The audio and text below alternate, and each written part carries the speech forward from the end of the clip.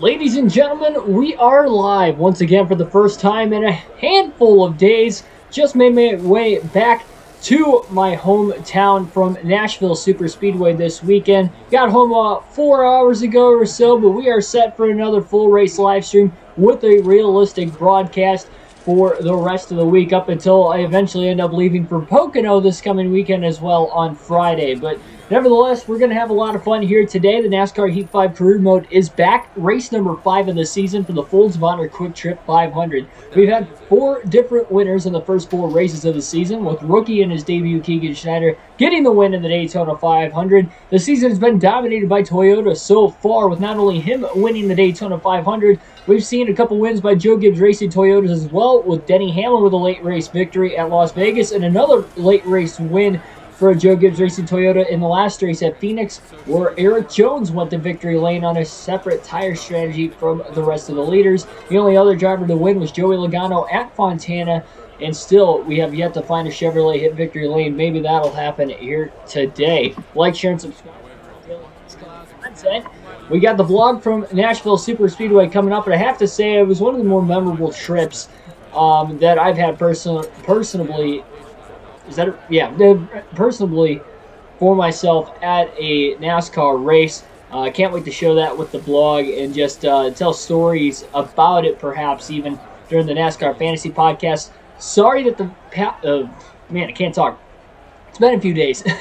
Sorry that the Fantasy Podcast did not come out for the predictions before the race started. It actually didn't even come out until like early this afternoon. When I realized, oh shoot, I gotta send that over now that I'm home, and I can send it over. So what I did was I was on the way to the racetrack. For those of you that didn't watch the video, again, it just uploaded a couple hours ago. You can see my predictions. I took that before the race. As you can see in that video, I was wearing my Ryan Blaney gear. It was the day of the Nashville Superspeedway race. I planned on, doing it either in the parking lot at the racetrack the morning of, but I was going for qualifying. So I was in the Bojangles parking lot well before the race. I took that video at like 7:30 in the morning Central time. So 7:30 in the morning. And I was like, oh, that's going to be plenty of time. It'll probably be up by the time qualifying starts at 10 Central time that morning.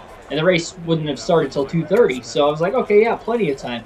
And it was uploading, and it was almost done processing by the time I got to the racetrack, and I wasn't getting good connection at the racetrack all day long. It's been like that any race you go to. You get a lot of people there, and everybody's, you get, especially in that instance where it's sold out and you have 40,000 people on the internet at the same time. Not as much in the morning for qualifying, but still there was even a lot of people that showed up for qualifying in the stands, for those of you that might have watched that morning. So the video it would not upload, and I tried a couple times at the track before the race as well. It was just not uploading.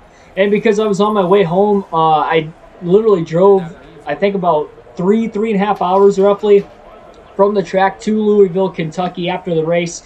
Then when I parked it for the night, all I did was plug my phone in. I went to bed, and I woke up at about 6 o'clock this morning so I could beat the rush hour traffic in Cincinnati, not get caught going through there at about 8, 9 o'clock in the morning, because I was still about an hour out. So I wanted to beat that traffic, because that would have made my drive home probably about an extra hour or so. So regardless of the fact, got home here today. That is why the video did not upload. I thought about doing the post-race analysis today like I usually do on the day after the race, but I realized we have a 500-mile race to get to and not a 400-mile race. And with me not getting much sleep last night and having to go back to work tomorrow, I want to make sure I get to bed early tonight. So if we have time, we'll run the NASCAR Fantasy Podcast live after this race. If we don't have that much time, depending on how I feel tired-wise at the end of this race and stamina-wise, then we'll just end up doing it tomorrow.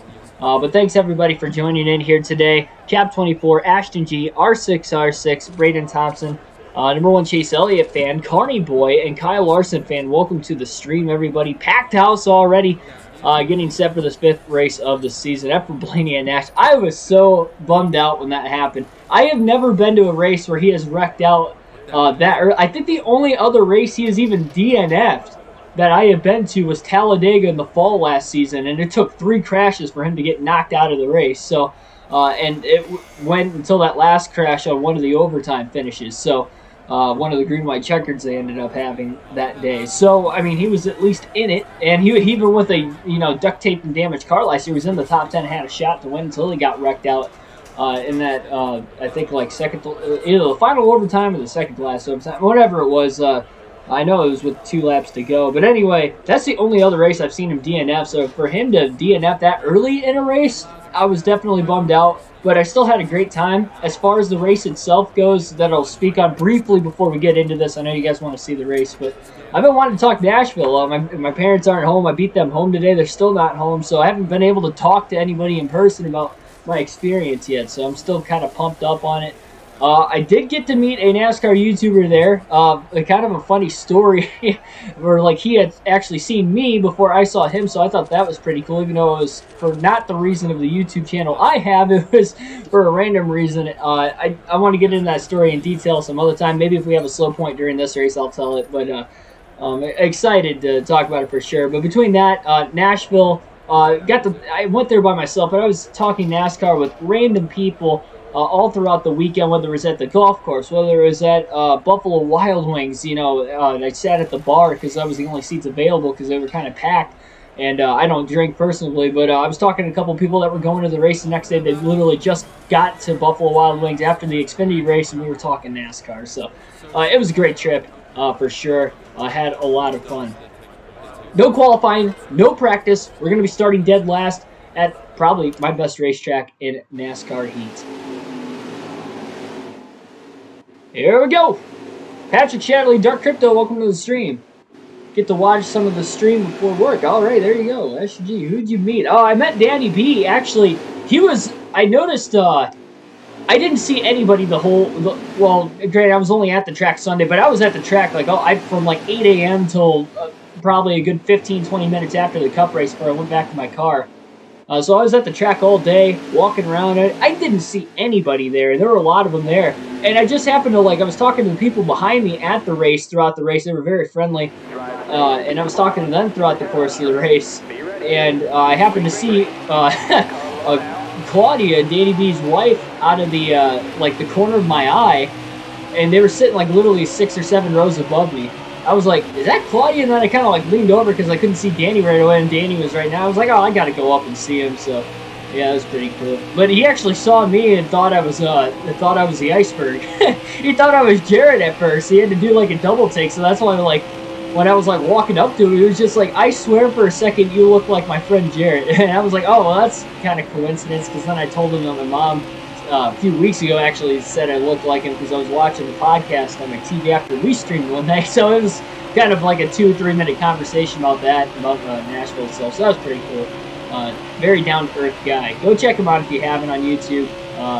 If you haven't, where have you been? Oh, hang on. Into the wall on the opening laps of the race. Haven't even gotten to. Hang on. Should we read? I'm gonna repair the damage anyway. I didn't even get to greet the start of the race. We just kind of hopped into it. That was bad timing for that story. I would have... Now, okay. I know I'm restarting the race a couple laps in. 1, we did not DNF. 2, it was under the 5-second damage clock. So, so I would have repaired the damage anyway. We'll greet the start of the race. Again, these are realistic broadcasts if you're new, so... Are you ready? Green flag is in the air. Martin Truex Jr. on the pole, and we'll leave the field to the green at Atlanta. For race number 5. I wasn't paying any attention. I was talking about the story, and the race kind of started without me actually giving the call. So there we go. William Jones, welcome to the stream. I was busy all weekend, R6. I left Friday night after work. I drove, didn't even get all the way down there. Then I woke up Saturday morning, drove to Nashville, played golf. Long day at the golf course, they were pretty packed. And then by the time, that got done, I went to that Buffalo Wild Wings, ate dinner, and I was there an extra hour to 2 hours talking NASCAR with a couple of guys that were, probably planning on being there all night. Hey, nothing changed. William Byron leads lap 1. 3 wide for the lead once again as well. They're kind of overdriving the race car right now in the very early going of this one. I am definitely excited. Keep your eyes on the race. Yeah, I was focusing on the chat a little too much. No practice or qualifying. I'm a little rusty too. We haven't played since Thursday, so it's been a few days. And you're used to playing every day, and you take a few days off, you can be a little rusty. 85 on the engine, 80 on the aero, 80 on the suspension for the 99 crew here tonight. Joey Logano has now found himself out in front after William Byron led lap 1. Logano leads lap 2. I am going full throttle. I am doing what I can right now. No practice or qualifying. I couldn't really put a setup into the race car either, so. Definitely lacking the speed, but this is a 500-mile race. This is a track that Schneider has had a lot of success at in his NASCAR career here on the NASCAR Heat 5 career mode. A lot of lead changes up front. Kevin Harvick now going to jump out into the lead, and our pole sitter Truex wasn't even able to lead one of the first 3 laps. 2 other drivers, about to be 3, are going to lead in the first 4 laps. That is not him. Yummy, welcome to the stream as well.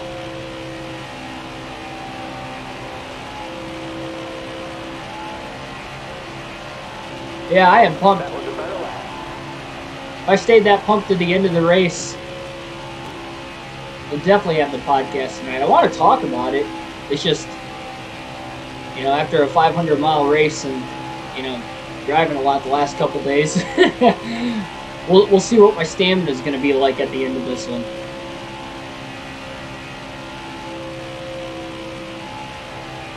A lot of lead changes here in the early going. Denny Hamlin now going to take that lead away off of turn 2 from Kevin Harvick. Schneider's dropped 3.5 seconds off the race lead already.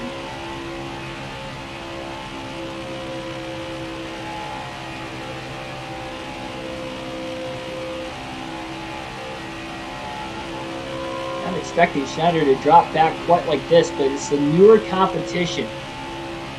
The Cup Series level competition, something obviously you don't get in the Truck in the Xfinity Series. It's a longer race though, so it'll be a lot different strategy to see how things play out. Wow, that's fast. Picked up that lap time a little bit that last lap with a 31.554, but still well off the pace of where I'm sure he wants to run. Denny Hamlin continues out in front.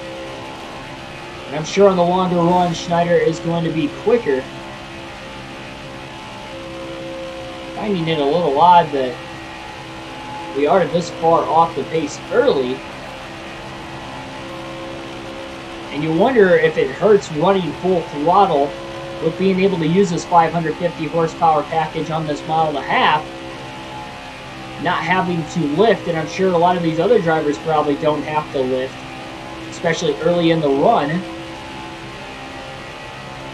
And that's costing this 99 team being down on that engine power by 15 in the department compared to these stronger cars in the field. Down by 20 in the aero and the suspension category.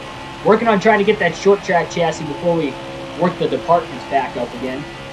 Especially now that we do have a win, winning the Daytona 500. The 4 different winners in the first 4 races. You guys know the playoff situation, the rules. If we do have more than 16 winners, we will have to race our way in.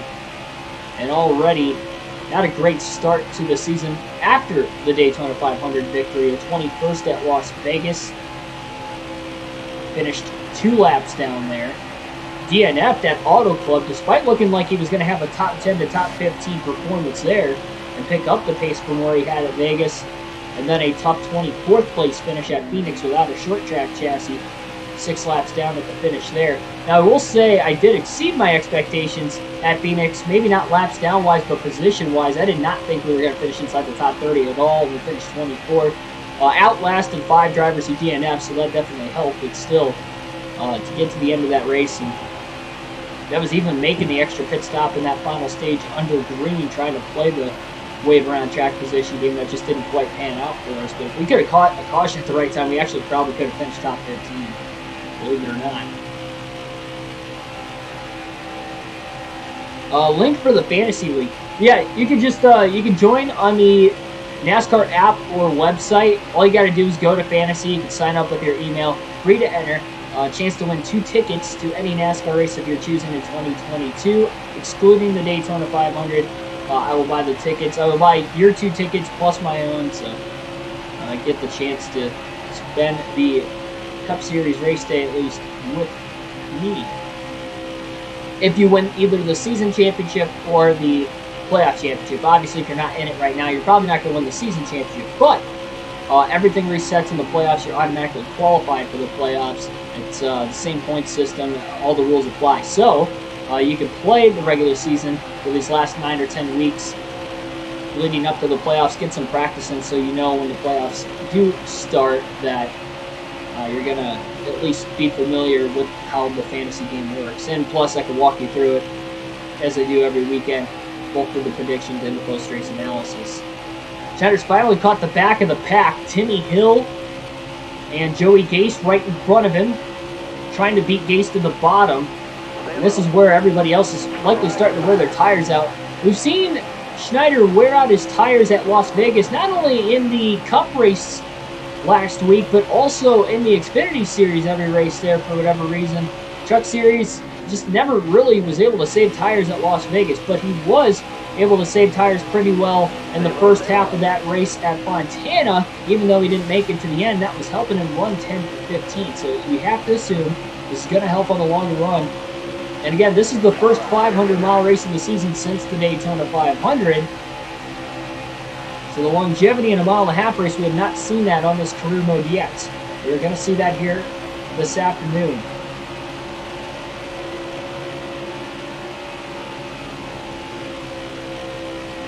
And Dark Crypto, that's indeed correct, and that's likely going to be correct for most of the season until you're likely, especially if those winning the 500, I think it's going to be more relevant that you're going to see exactly what we saw in the Xfinity Series where Season 1, we're probably going to struggle to get any sort of wins, and then late in the regular season, playoff time, hopefully we can start competing for more. Because remember, our Xfinity Series rookie season, although we did win 4 races, 3 of those were in the last 9 races of the season. So, we went for the longest time with 1 win. And where did that 1 win come? It came right here at Atlanta. This is the track that Schneider got his first career Xfinity Series and Truck Series victory, both in his rookie season, both in his first 5 races. This is his 5th career Cup race. He does have 1 win under his belt, winning the Daytona 500. But how crazy would it be, not only to win the 500 in your first start, that's crazy enough, but to win 2 career races in your first 5. He's got a long way to doing that today, but he's got to stay on the lead lap as long as he can. Kyle Busch is able to take the lead away a couple laps ago from his teammate, Martin Truex Jr. Truex has dominated 2 of the first 4 races this season, but he has not yet gone to victory lane. He does have 1 stage win to go along with it. That came in the last race at Phoenix in stage number 1. Stage 2, rather. Boy, to 1 stage 1. And he led a lot of laps in that Auto Club Speedway race as well, seemingly led the most laps that day. Billy Kramer, welcome to the stream.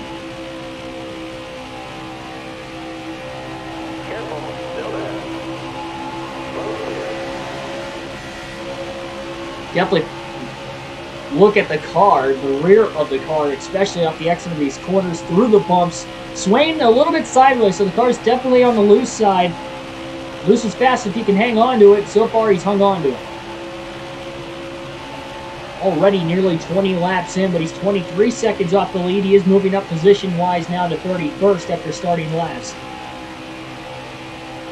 The long runs are going to be best. Might see a lot of tire failures today at Atlanta, although in the last bumpy racetrack at the Auto Club Speedway, we didn't see a lot. We only saw 3 cautions in the first half of the race before Schneider ended up DNFing, so not really sure what the rest of the race was going to look like. And now in the midst of lap traffic, Brad Keselowski is going to get out in front.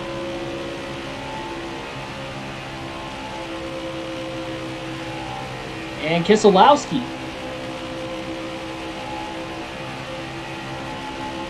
going to lead his first lap of the race. Now we have had 6 different leaders in this race, and we're only 20 laps in.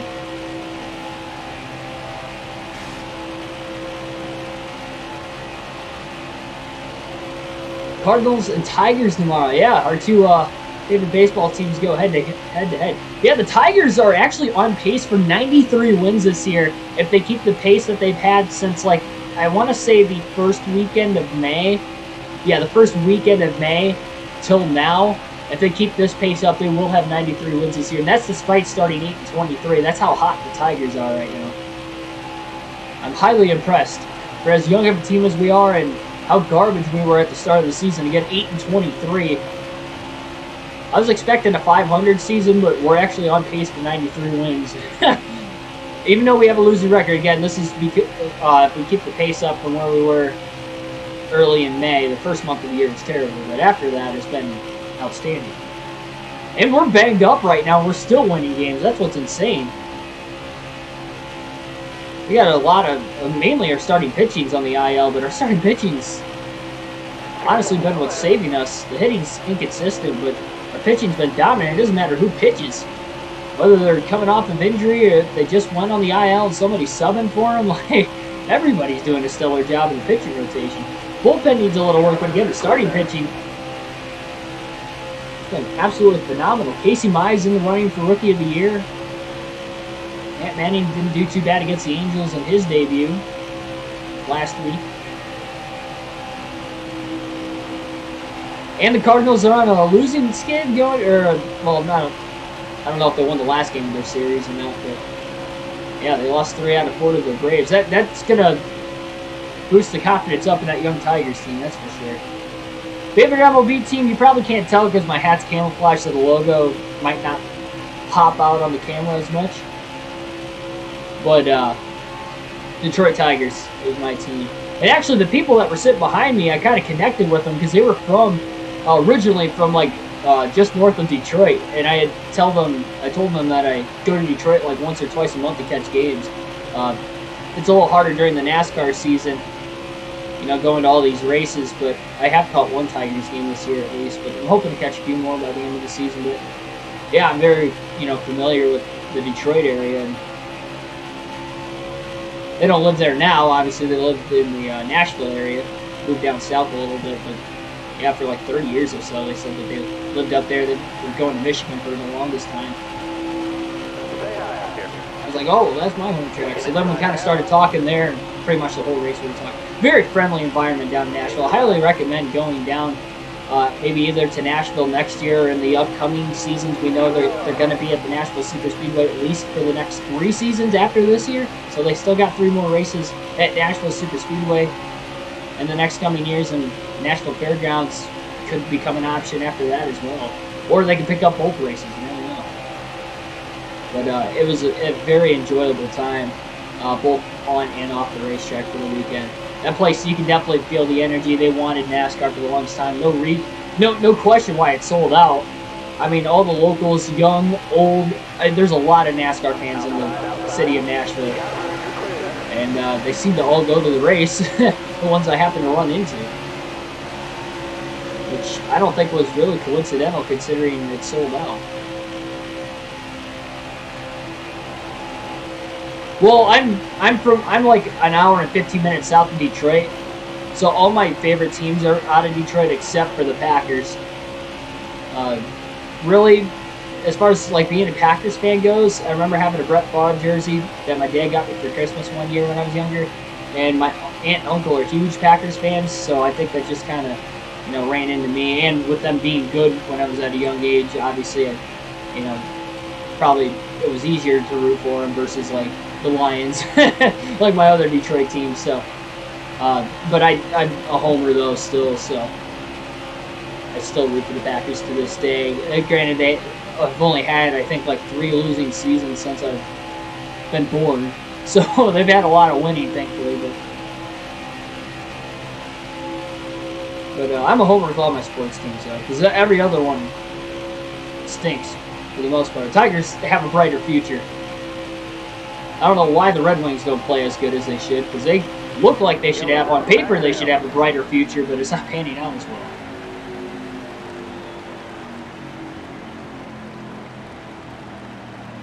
You can do some trivia questions. No guarantee I'm going to answer all of them. Caution is out for the first time today at lap 30. 28th place, Ryan Preece will get the free pass. Schneider was the second to last car in the lead lap. He got up to 26 during that run. We're going to be seeing some pit strategy. Perhaps. Schneider's going to hit pit road. come on, this better hurry up.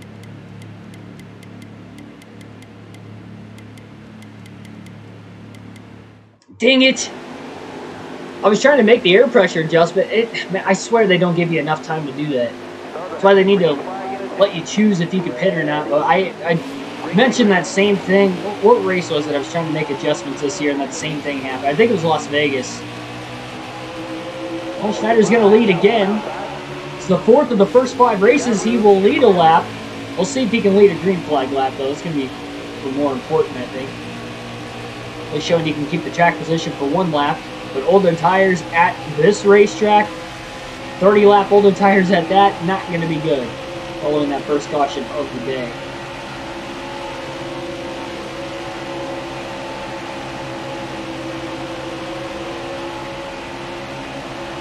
And he is.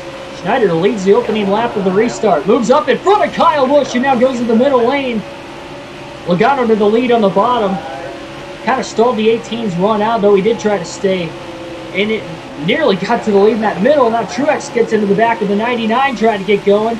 He's in the sucker hole now in that middle lane. Inside Uranus, Jamie McMurray, welcome to the stream. Denny Hamlin's now, that middle lane is not going anywhere. Nearly 4 wide off the exit of the corner. And Schneider on these older tires got loose again. Now it's Greg Keselowski into the middle lane. Schneider now back to the bottom in front of Matt Kenseth in the 42. Nearly getting pushed, just trying to stay out of everybody's way. Kenseth shoves Schneider into Keselowski off turn 2. Stenhouse about made it 4 wide into turn 3 again, and Kenseth is just all over the back of the 99.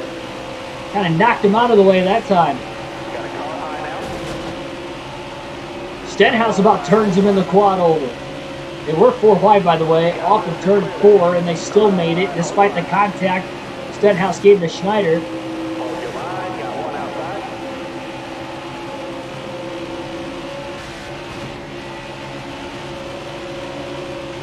Schneider's trying to get out of these guys' way.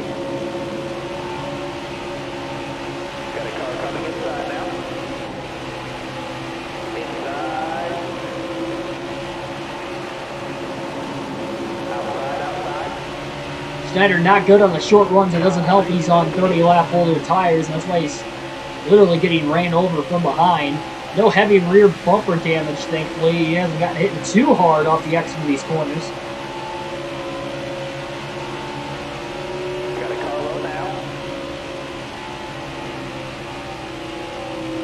Yeah, there's a lot of jets in the sport of NASCAR.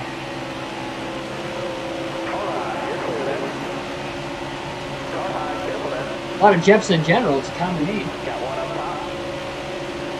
Kyle Busch does get back to the lead on Logano. It seems like Logano takes off. He leads a lap or 2 on these restarts, and then he just kind of gets ran down after a couple laps. So if we get into a green-white checker situation late, we'll have to look out right there. We do have 1 driver out of the race who brought out that lap 30 accident, caution, whatever it was. Whether it was a crash or an engine failure, we are not sure. We are also not sure exactly who it was. It looks like it might have been David Reagan, but really hard to tell until we get to the stage breaker, caution, whatever comes next. We're not going to know. Ryan Preece guts up the middle to get a spot. He gets loose in the center of the corner now behind Nemechek.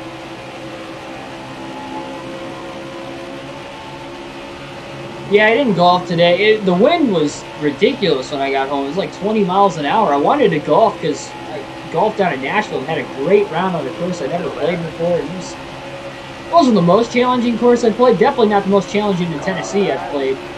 But it was still, just being a new course, it's going to be challenging usually.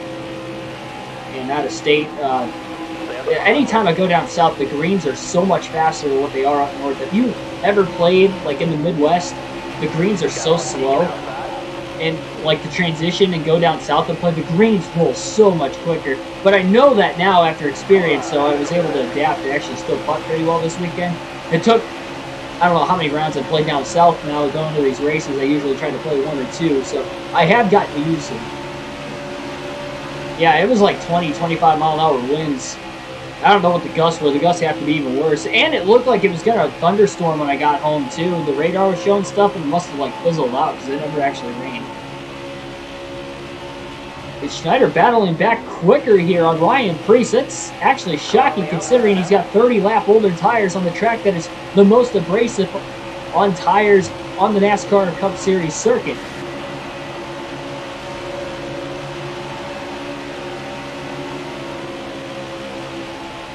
Jeff Gluck, yeah, that's another one.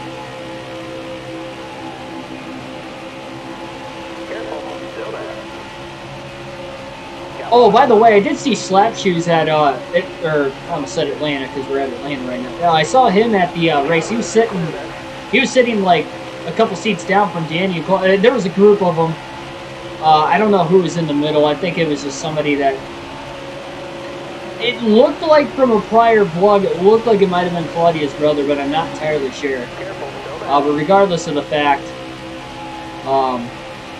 there's somebody else there. But anyway, like, right when I was walking up to Danny, Slap was like just moving. Like I passed him literally as I was coming up the steps to like go over to them. When I noticed him, he was coming down. He probably went to grab something from the concession because this was like maybe it was a little less than a half hour for the race. They were just about to start driver introductions when I had noticed him, and I wanted to make sure I got up to him before the race started because I didn't know how long after they were going to stay and. I didn't want to interrupt them during the race, so I tried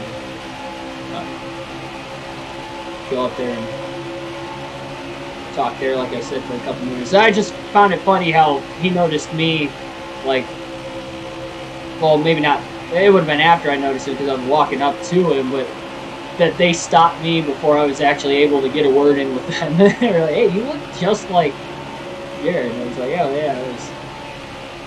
He probably didn't even know I was walking up to him at first. Yeah, that was kind of a funny thing there. He posted on his Twitter also, so you can go and if you're not following Danny B Talks on Twitter at all, you can see the post. Posted a picture, a couple of them that look just like Jared and stuff. So. What was I talking about before that? Talking about something. Oh yeah, well Slap left, so I didn't get to talk to him at all. I just told him I said hi and saw him too, but I could have waited for him to come back, but I wasn't going to be that guy and just sit there and stall time.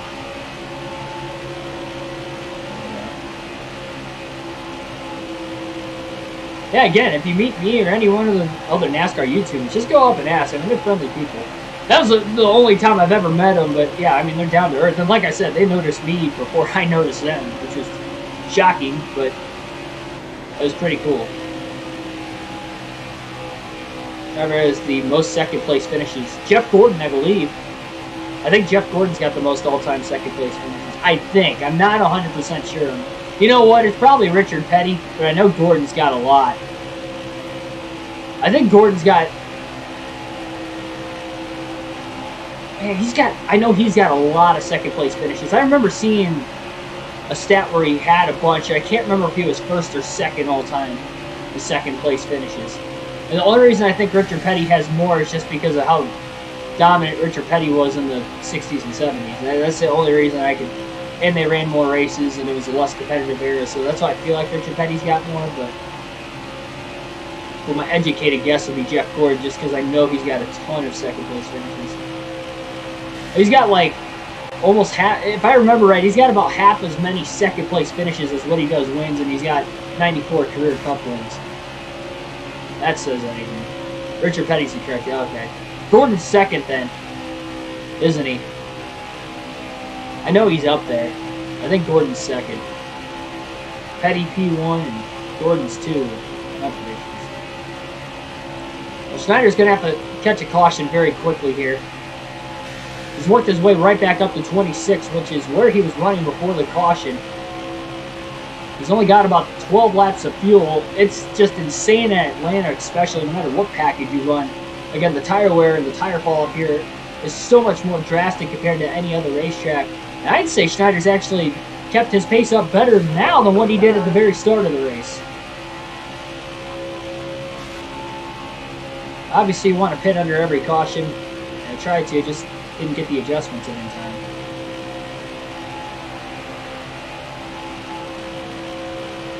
Only reason we didn't pit there, but we did leave one green flag lap. Couple under caution, 3 laps led total.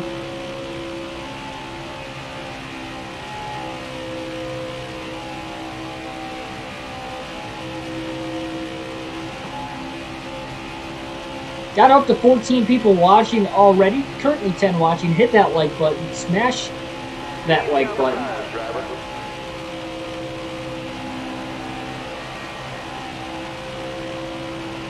Smash the subscribe button. We got daily NASCAR content on the channel. Whether it's live streams, maybe a vlog later this week from Nashville.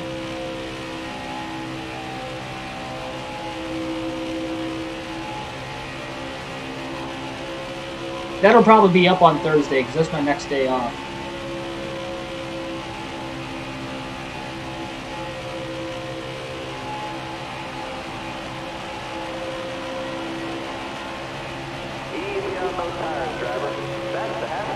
If you're looking at like career win basis for Kyle Busch, I can't say he would have more wins because Joe Gibbs Racing is just as competitive as Hendrick in the 2010s, if not more competitive in the 2010s. If you want to count from the start of the decade to the end of the decade, I'd say they were just as, if not more, competitive on a week-in and week-out basis. So I don't think he would have really more or less wins. I think Kyle Busch is Kyle Busch, and he'll get the most out of the race car 9 times out of 10. Got a car coming inside now. These last 2 years have really proved that, honestly.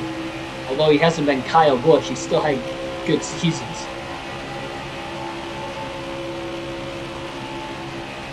%left on that right rear tire, 20% on the right front as far as the fall off for Schneider. He just passed Cole Custer for 25th on the racetrack. And meanwhile, Martin Truex Jr. has just passed his teammate Kyle Busch to get his second lead of the race with 50 laps to go in stage number 1.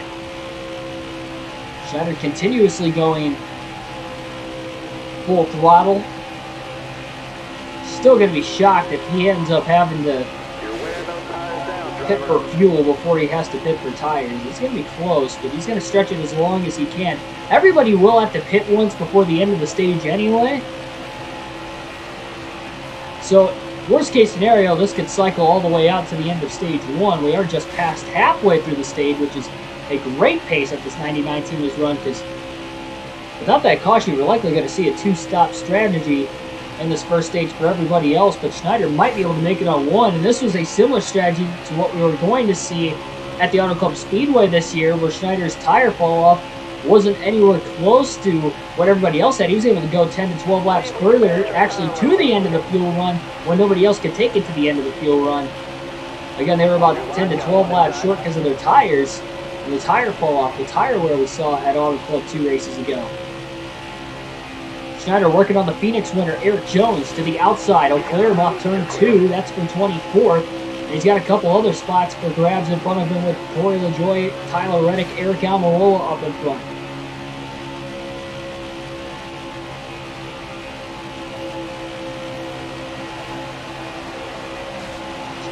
Trying to plant that car, especially on the inside off the exit of these corners. Reddick, a little bit of a side draft, and Schneider pulled up and couldn't clear right through the tri-oval. But the more the rear the car starts to skate out, it's just going to wear out that right rear more.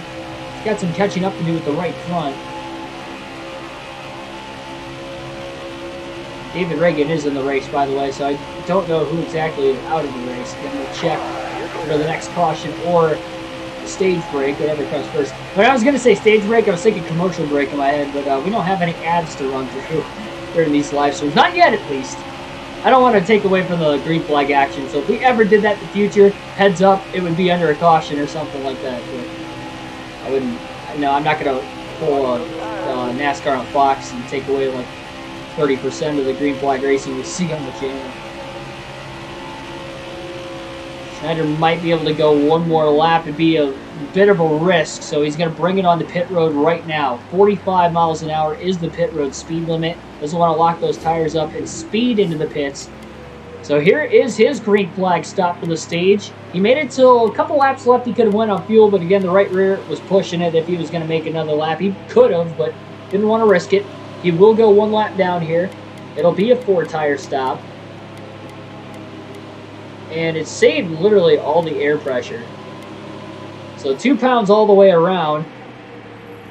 At least it made for an easier adjustment during this pit stop. And the pit crew is not all the way maxed out either, so we'll see. You got the your mom jokes going in the down in the chat.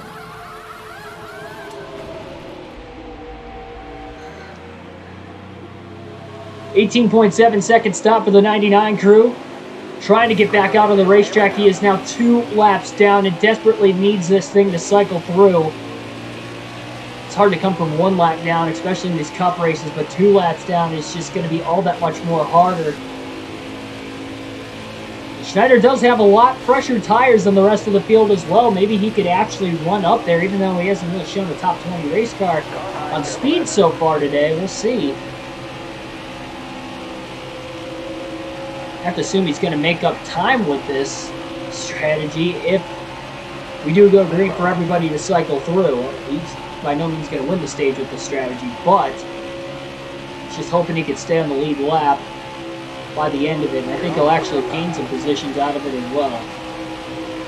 I don't know, maybe he'll get a top 10 and get those all-important stage points. He's got 1 win on the season. That doesn't guarantee you a spot in the playoffs if we have more than 16 winners. We're going to express that all season long, especially if we keep getting different winners.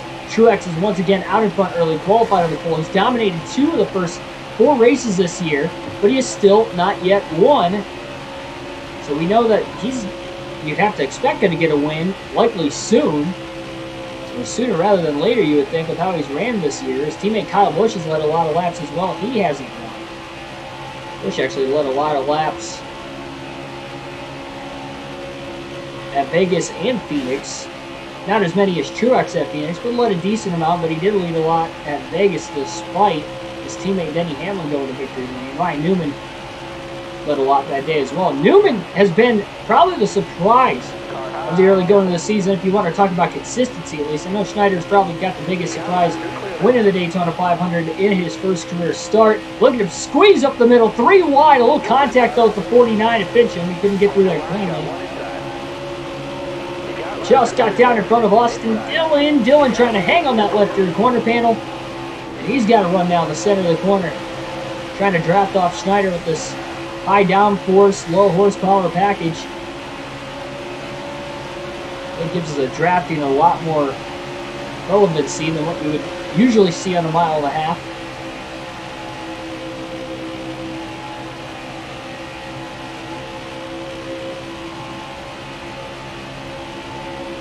Sterling Marlin was not the first driver to win with the Dodge. Now Dodge came back in 2000 or 2001. I think it was 2001. I think. I could be wrong. It might have been 2000. I think it's 2001 when Dodge came back. They were absent for like a decade or 2. But remember, Richard Petty, he ran Dodge for the longest time, so Dodge has a lot of wins in NASCAR. I don't know who the first was, but they won a lot of races back in the 60s and 70s. I couldn't tell you who the first is, but it's definitely not Sterling Marlin.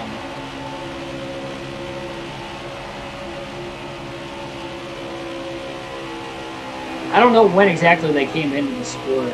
Like, I don't know if they came in during its inception or if they came in like in the later into the 50s or into the 60s. I really have no clue. Schneider's worked his way up to 30th, but again, he's still 2 laps down. He needs this to cycle through. He should get back on the lead lap, I'd have to assume. Now, that pit stop being slower doesn't help. Probably about anywhere between 3 to 5 seconds slower than the faster pit crews on the racetrack, I'd have to imagine. At least during that last pit stop.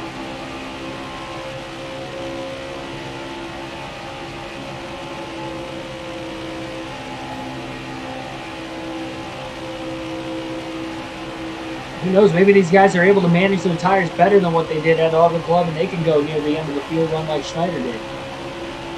They'd still have to pit before the end of the stage, though, because they would be short on fuel as well.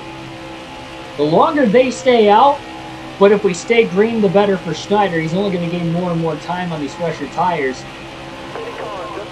And right as we were talking about the strategy, we've got the leaders coming onto pit road this time. Not all of them, but some of them. Denny Hamlin will drive onto pit road as Elliott has to go to the outside there. Looks like Joey Logano is on pit road, as well as lap car David Reagan. Not a lot of drivers came down that time, but a few of the drivers inside the top 10. We'll be seeing more and more over the next couple laps until things cycle through. So this is the money test. But then, although Schneider's got about 20 lap pressure tires right now, everybody else is going to have,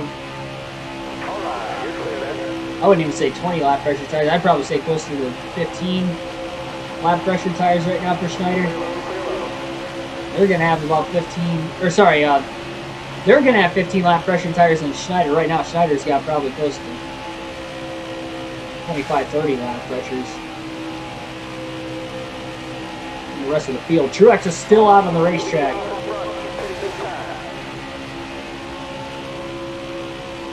See if he'll come in this time. Yes, he does. Jimmy Johnson will take over the race lead for the first time today. 7th different leader in this race. Joining Denny Hamlin, Kyle Busch, Mark Truex Jr., Joey Logano, Brad Keselowski, and Kevin Harvick to lead at least one lap, if not more, in this race. See if we get anybody else to cycle through as a leader. And Schneider. I forgot we led a lap there too under green. Because of accidentally staying out, so I guess we've had 8 different leaders so far. Johnson staying out another lap. Schneider just wants him to pit ASAP right now. He does not want to risk going 2 laps down. No, this would actually click a lot of drivers a lap down, not just Schneider. But Schneider's 2 laps down. Everybody else probably 1. And mostly everybody else. Competitive cars are only going to be 1 lap down, that's for sure. Look at even Bobby Carter on pressure tires, how much ground he is gaining on Schneider. 15 lap pressure tires. Corey LaJoie into the pits. Jimmy Johnson is on pit road as we speak. So Schneider's 1 lap down now. He needs us to stay green for another lap yet. Carter blows around the outside. Schneider lets it go, and that's a 38th place car as well from Bobby Carter. It just blew around Schneider on those 15 lap pressure tires. So anytime that Schneider was gaining before, he's going to give it back up again. Boy, Matt Kenseth has been all over that 99's back bumper anytime he has gotten there in today's race. Coincidentally, Schneider's been on older tires both times, but Schneider's trying to let him go and just do it. Almirola led that last lap. He stayed out a lap longer than Johnson. He's on pit road currently, so we've now had 9 different leaders in stage 1 at Atlanta of all racetracks, and we're only 75 laps into the race. Brad Keselowski cycled back up to the lead for his 2nd time today. Schneider's in 21st, which is exactly where he came into pit road, so all of it kind of cycled out for now, and we get a caution after all the pit stops cycle through. So we'll have a caution. David Reagan will get the free pass in 22nd. Schneider was the last driver on the lead lap. Very fortunate that everything cycled through there, and he can get back on the same strategy by pitting during the caution. He'll only have a couple lap pressure tires, which will make a difference, but I don't think he's got a fast enough of a race car to at least make it a difference with the leaders. He's going to take a half a round of wedge out of the race car as well. Put about 5% more tape on it. Top off on fuel.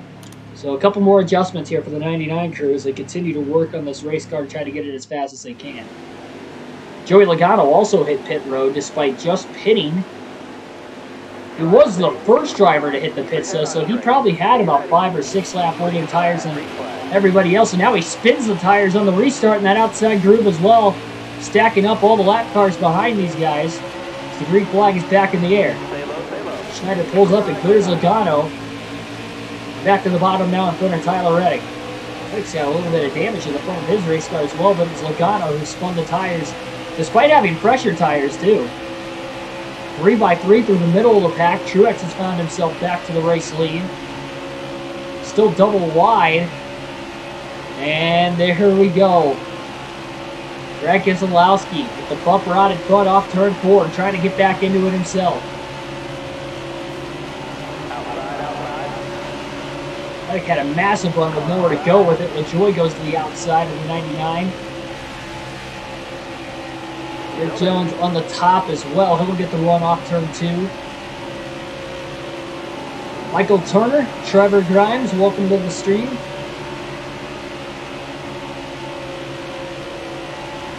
Yeah, Chase Elliott disqualified. I think people were making more of a big deal about it that they shouldn't have. I think it's just because Chase Elliott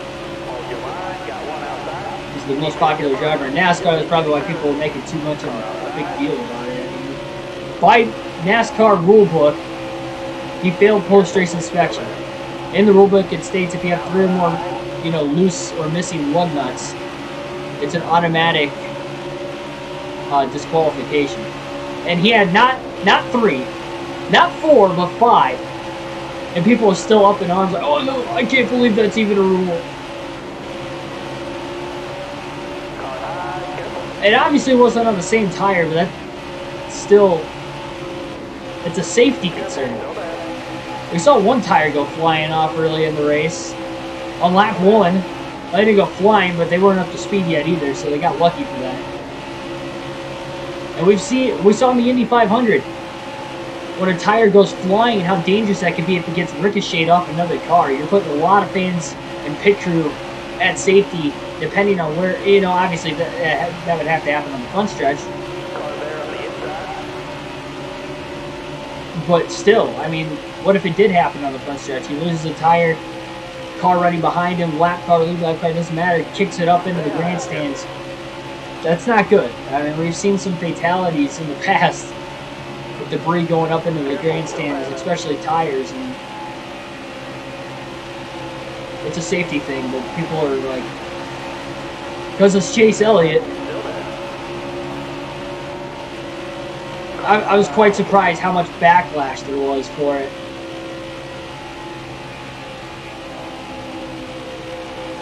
In like comment sections of other videos and stuff. Like NASCAR is known for not being consistent with their calls, but they literally have a rule in place for this, and it's not like a borderline like it's black and white. It is clear as day in the rule book, why it's a penalty, and still people are complaining about it. I don't understand. Well, I saw one argument that it was like, well, people are missing lug nuts all the time at the end of the races, and they only give them fines for other drivers. Yeah, because they don't have 5 missing lug nuts, they have 1 or 2.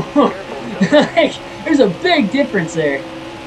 You're likely not going to lose a tire.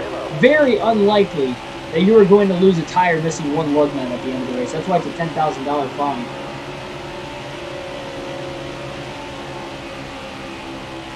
You're missing 5. Obviously, if it was on 1 tire, his tire would have been gone after coming out of the pits. Like Quinn House was at the Silver race.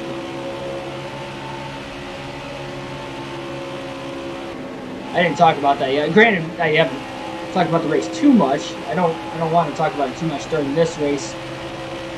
Save it for the podcast. Get my raw thoughts.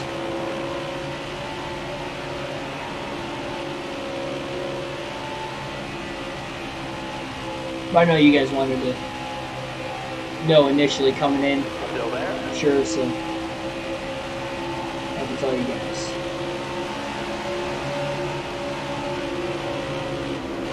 Well, yeah, and they suspend crew chiefs for 2 missing lug nuts, or pre-race inspection failures too. Depending on how many times they fail, 1 they're not going to suspend or basically not suspend them, but pretty much kick them out. What was it, like 2 or 3 fails through inspection pre-race? Kick somebody out. The weekend, usually it's a car chief and a crew chief, but plus the like $50,000 fine, I think it is. It's 3 failures of the inspection. Usually they just fine them if it's 2. And then obviously you got to start the rear, but I don't think they kick them out. I think it's after 3. I could be wrong. Could be after 2, but I think it's 3.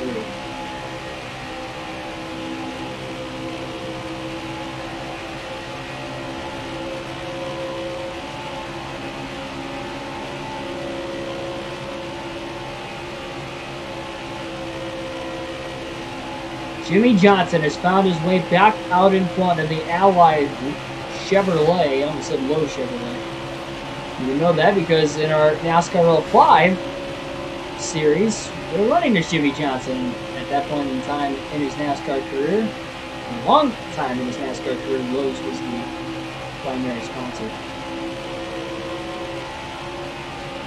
Yeah, sorry to burst any Chase Elliott fans in the chat bubble, by the way, but it's not only my honest opinion, but I think what is actually best for NASCAR, not just because of my opinion, but literally because of the safety. They have to have a rule in there, and not only they have a rule in there, it's not like the WL line rule where it's up to NASCAR to say, no, I mean, it's black and white. They literally state in the rule what the fines and procedures are for something like that to happen, and then it happened, and people are, I don't understand. And NASCAR fans just complain about everything. I've talked about that in the past. I actually talked about it, I think, during the last race at Phoenix that we did last week. So I'm not going to go down that road again, but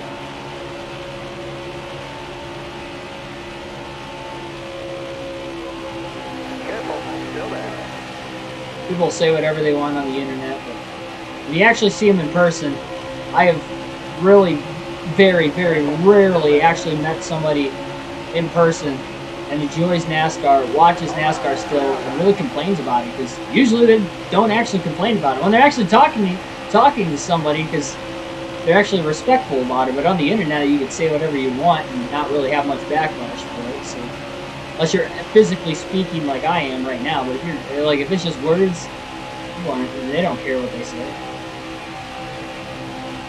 You can delete it if you actually regret it. So, in Pittsburgh, Pennsylvania, and play home from Nashville. All right, good. Yeah, I had to make it back today because I had to work tomorrow. That's why I drove as much as I did after the race last night, and I was able to get home early today because I wanted to make sure I had a few hours to myself here before we went live. And then not only that, but I got another race going to Pocono next week for the doubleheader, and I'm leaving back out again this Friday afternoon. Only working a half a day this time.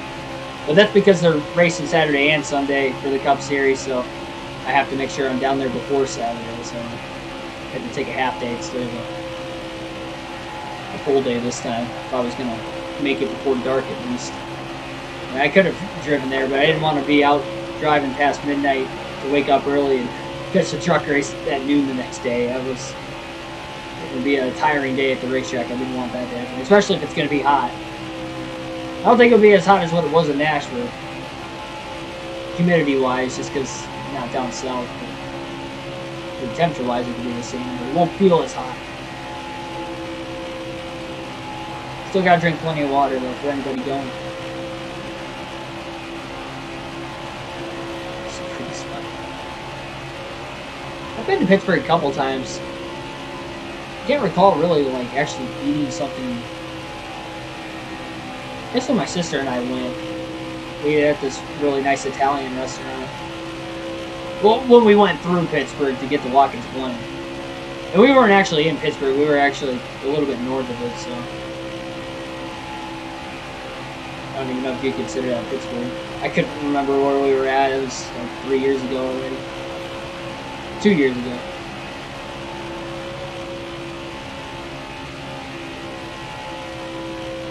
Schneider's still in the 21st position. Could break the top 20 on speed for the first time today. Got about 5 lap pressure tires in the rest of the field. Again, that does make a difference at Atlanta. If you have 2 lap pressure tires, it makes a difference here at Atlanta.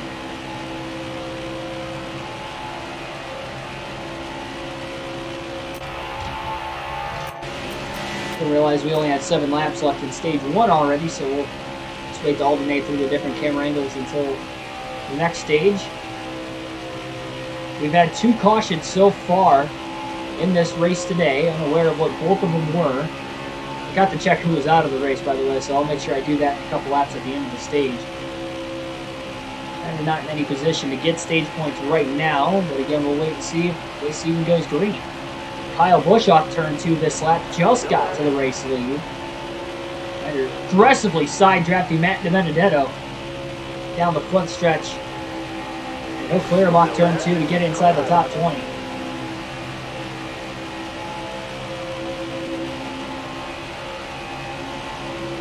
I mean, I'm sure it's going to be hot. I'm just saying, like, humidity-wise.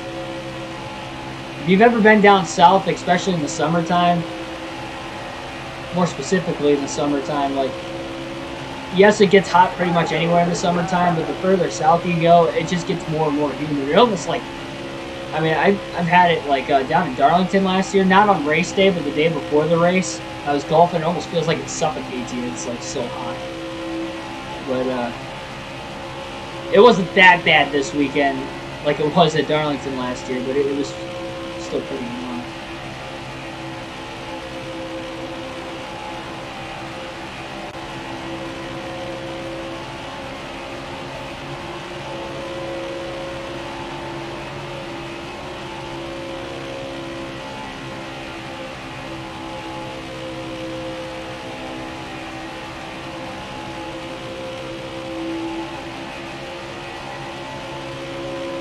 Schneider might be able to catch Matt Kenseth here in the final laps of the stage as well. Currently 3 laps to go at stage 1 for Kyle Busch.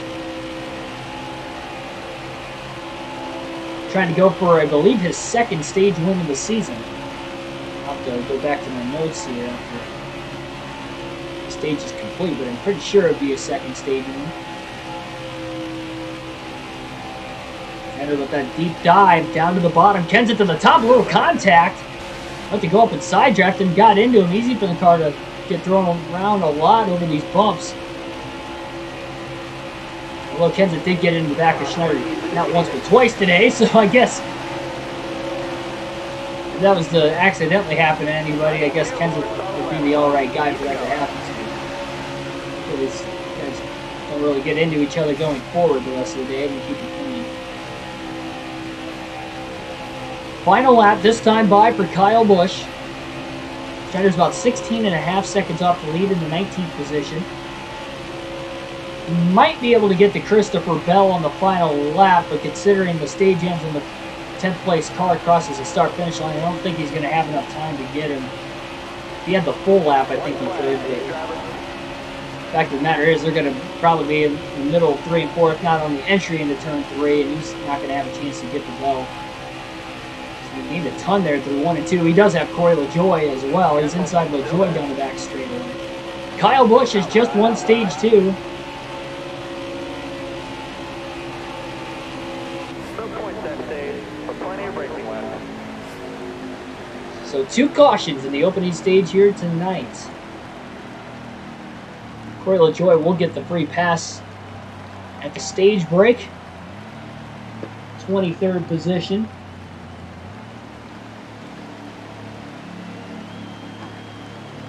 We'll be seeing pit stops once again. No surprise. We'll be seeing pit stops under every caution in today's race. No adjustments this pit stop for the 99 crew. They'll go 1 stop without some. They're going to lose a couple here on pit road anyway. Kyle Busch, P1. Jimmy Johnson, 2nd at the end of the first stage. This is a track he won at a lot in his career. Let's see if he can do it here again today. Green flag back in the air.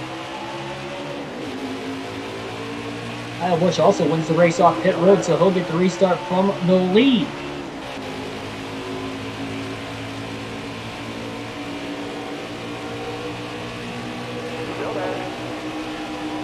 Gano looking to make it 3 wide on the outside for about 6th place. No contact with David Reagan. So hard to side draft without making contact here. Pretty big run though in the center of the corner. Kurt Busch all over the back of the 99. He's going to be pushing him down the front stretch. Trying to get him going. Side by side for the lead, meanwhile at the front between Keselowski and Busch. Another Busch though, Kurt Busch. Swings the 99 all the way up the track. Schneider barely kept it off the wall, even though he stayed in the gas.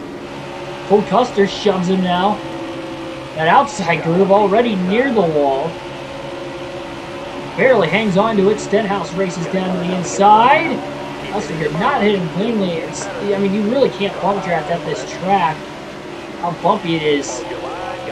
Cars already being thrown around as much as they are. Bump drafting does not help.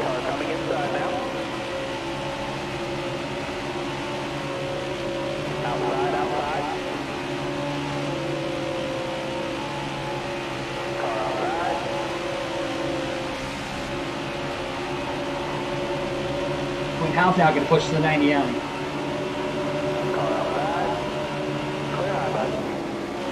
Sends him into turn 1.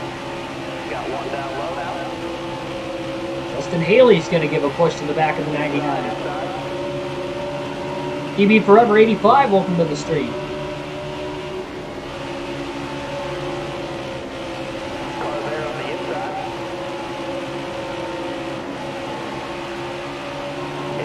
Oh, contact.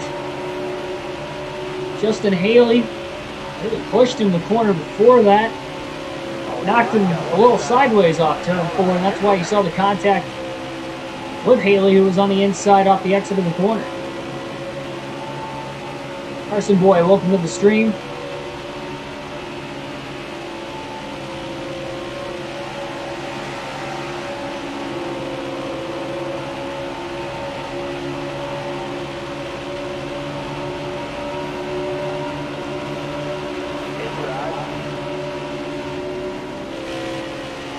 Crowding there between the 99 and the 38. Oh, man. Again, trying to side draft. You can't really do it. I mean, you can do it at this racetrack. Again, we have seen contact nearly every time somebody tries a side draft.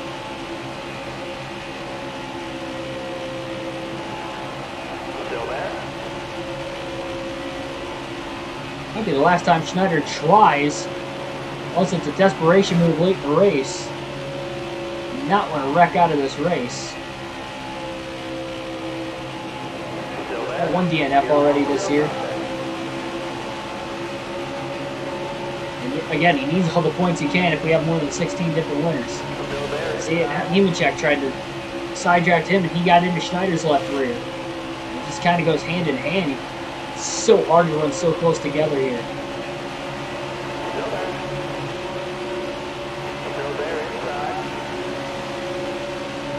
Oh man, Schneider into Nemechek, up the track he goes. Really tight after the contact. Chad Fincham races around the 99, catches quickly in the back of the 38. Schneider had to get way out of the gas. Great job keeping it off the wall, and a great save on the bottom without squirreling the 38 of Nemechek got. By the way, what a season John Hunter Nemechek has had this season in the Truck Series. Saw him dominate that Charlotte race on the channel when we were doing a live broadcast before I actually went to Charlotte that next morning. We watched the truck race together on the channel. I think Atlanta's due. I'd say they are due for a repave, but the drivers like the track the way it is. I don't know how much longer they could go though. Like, you're gonna hit a certain point in time where, yeah, we already see a lot of tire wear, but you're going to be seeing, like, blown tires after, like, 20 laps one of these years at Atlanta. Like, it's going to look like Indianapolis in 2008 after a certain amount of time. And we know how bad that was. That could kill this racetrack, and you don't want that to happen. And you never want to have a bad race either, so try to avoid that at all costs. And I feel like they're just going to wait it out until they need to repave it where something goes wrong, and I don't think that's a great decision. Oh man, Schneider hooked on the 49.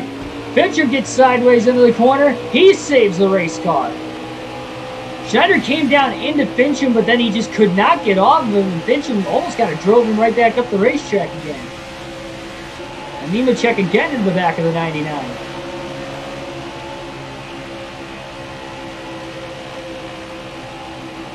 Guys have not been able to run close at all through these bumps without contact, especially at the back of the pack. I think they should repave it. I'm down for if they go back to the old configuration, similar to what Homestead looks like now. You know how great of a racetrack Homestead is. Even in Homestead's early days, when it was like freshly paved in the early 2000s, there was still good racing there. It's better now with the progressive banking, but even with like the flat surface, they had some good races, I thought.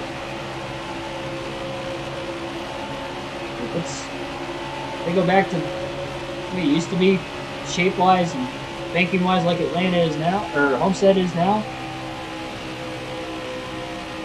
It'd be great. But even if they go back and just keep it the way it is now, track-wise for Atlanta, and we literally have, you know, the same Atlanta. Remember how good Atlanta was in the early 2000s after its repave and reconfiguration. How many photo finishes we had there through the late 90s into the early 2000s, early to mid 2000s, even in the late to 2000s, early 2010s, we still see some great classic Atlanta finishes. So it can be exciting for sure. It's just crazy though. I mean, Atlanta has just been this like worn out, bumpy surface for like over 10 years already. And they, like, you would have thought 10 years ago they were close to a repave. Nope. Think again. Car outside, hold on. You got room, you're clear. Yep.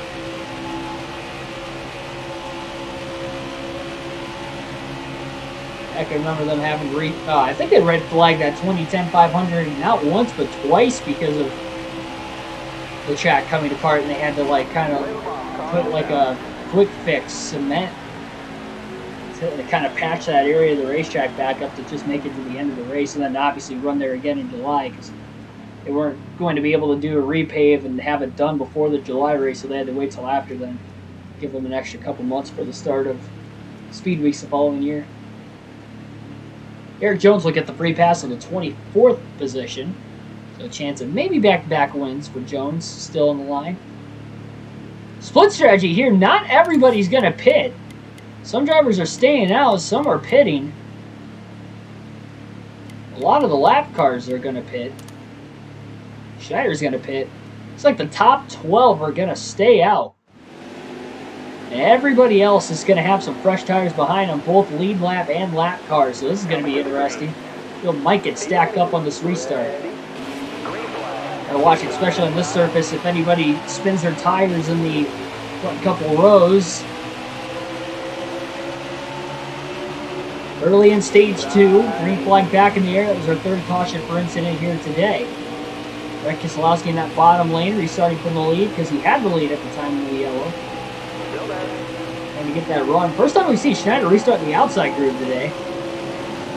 And in the inside every time except for now. Got to stay on the outside. Reddick looking to go 3 wide up the middle, perhaps. Couldn't quite get there off turn 4. Stenhouse all over the left rear of Boyer. Trying to make it 3 wide. Ricky shaking things up. Ryan Priest going to go all the way to the outside. The JTG Doherty sandwich, perhaps. Contact with Reddick. Reddick is sideways. Bangs into the side of the 16 of Haley. And again, we continue to stay green here at Atlanta. Oh, Custer gets sideways in the middle of the corner. He saves it. If it wasn't for this high downforce package, I don't think we'd be seeing a lot of drivers saving those, especially through the bumps at Atlanta. Impressive nonetheless. Truex holds on to the lead up at the front as it is just a wild pack of cars. As these fresher tires are mixing with the back of the pack on old tires. Really stacking things up in the middle and the back portion of the field.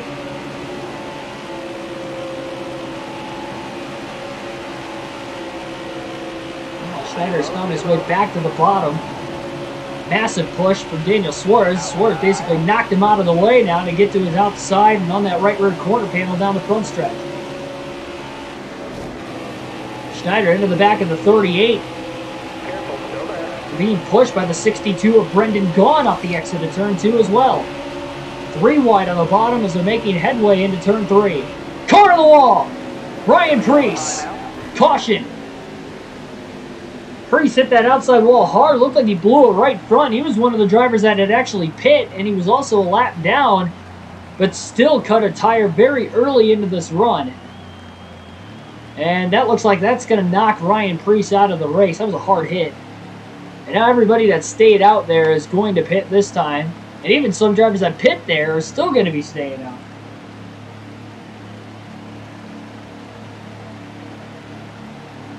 Crazy.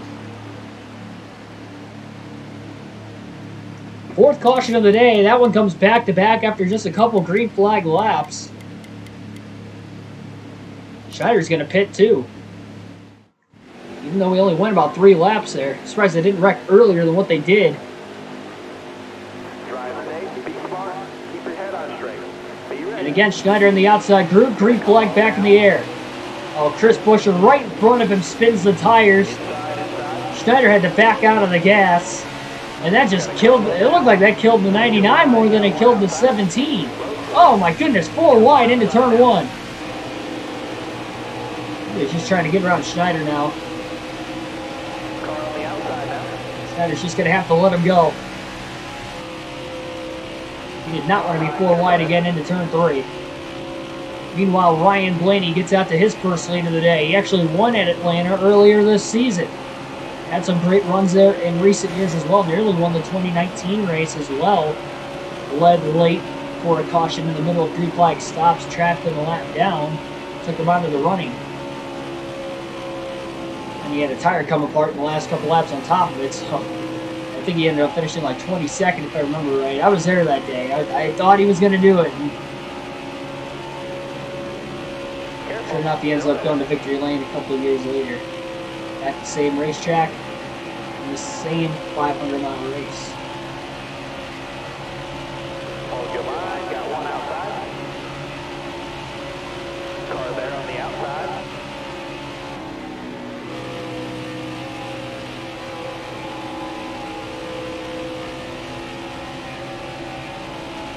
Careful, still there.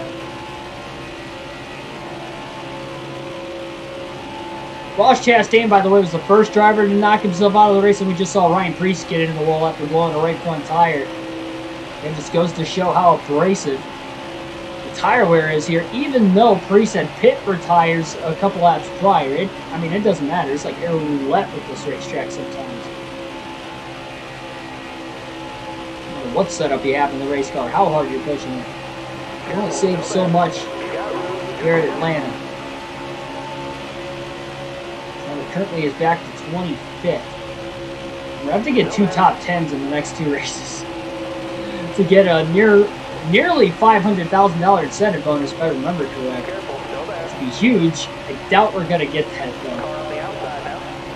though. You can't really go off strategy here at Atlanta. Everybody's been pitting every single pit stop, and if you stay out like Schneider did on the first stop of the race, although it ended up panning out for him where he, did fall 2 laps down.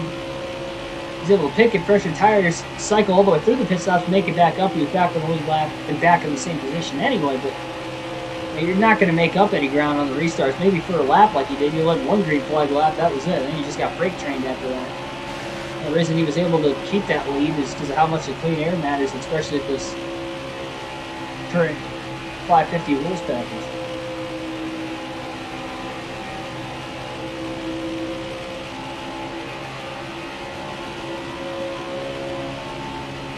That's very true. I honestly don't even know. It's crazy too, because you can, being at Atlanta in 2019, if you're there at the track, you can really see the cars. Even with this package, they're sliding around a lot.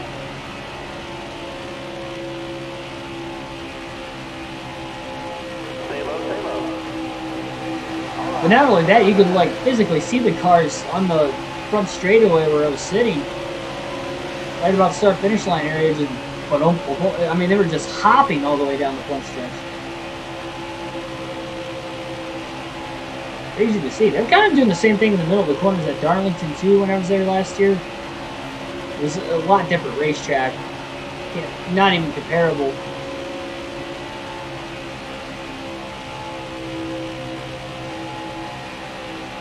As far as driving style, despite both being Stay low, stay low. Very worn out surfaces. Joey Logano back out in front again. His Penske teammate this time, Brian Blaney. Well, also this time, I think this is the first that Logano's led of the 3 times he's led in this race now. That isn't a couple laps into the restart. And I know we're still fairly fresh into the restart, but it was a little more than a couple laps before taking the lead this time. He could be on fresher tires as well, even though, again, it was only about 3-lap fresher tires. That makes a difference here. Saw Custer, a guy who likely didn't pit under that last caution. The ground he lost to Schneider. The struggle in the early going of the run so far, 3 wide. Well, sideways off turn 4. Trying to keep it off of Haley and Fincham. Can't really do it. It's going to get tight. Accidentally got into the 49, a corner entry into turn 1. There's still 3 wide. Schneider got shot out of a cannon off turn 2. Barely keeps it off the wall. Now on the outside of the 62 of Brendan Gaughan.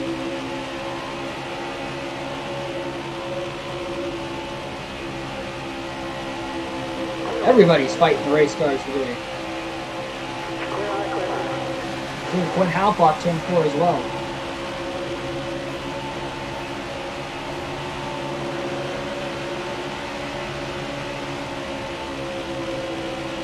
Still there. All right, you're clear. Yeah, what was it last repaved? 1997? What was it, 9? Yeah, I think it was 97. Repaved / reconfigured. Well, it might have been 96, but 97 was the first race.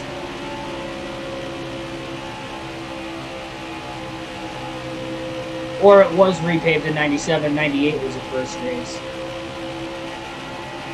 One of those 2.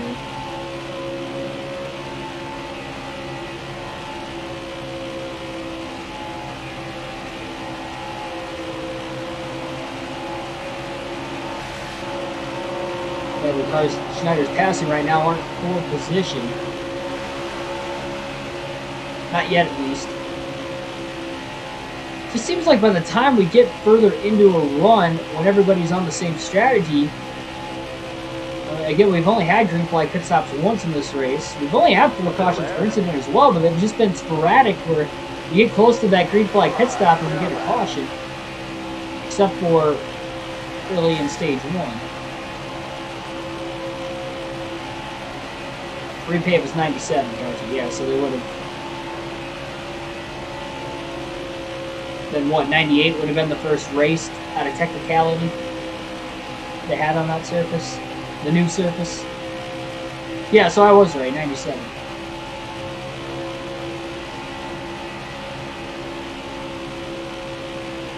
Maybe 97 was the first race they had on, and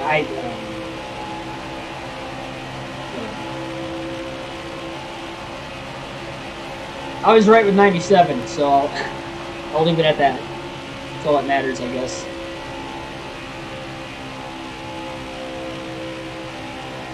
You're filling the clues with context, or filling the gaps with context clues.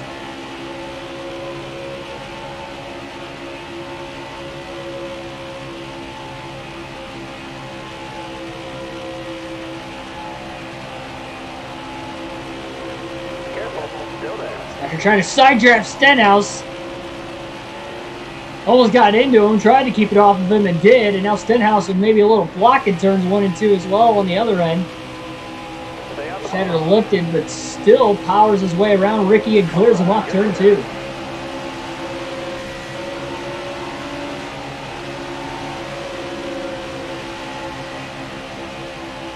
Gaps him in the middle of 3 and 4. I think Stenhouse had to lift that time.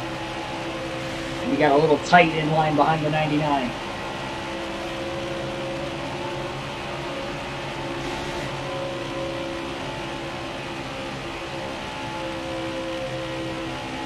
Easy to do in traffic.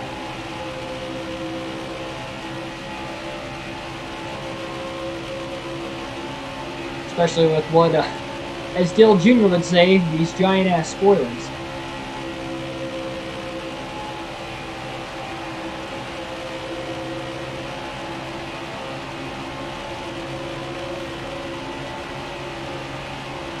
And even in the middle of the front stretch, the car gets really light.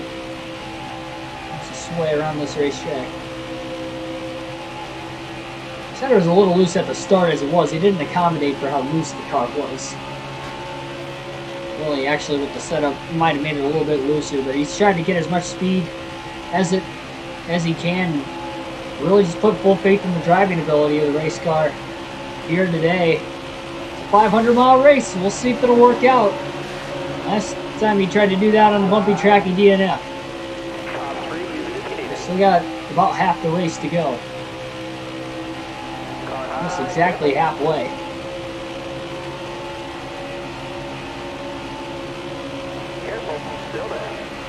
This at the end of this race could very well be a 3-hour stream. Considering we've already gone over the hour-and-a-half mark, or right at it at least. I know we started the race a little later than 5:05, but the stream itself started at 5:05 as planned.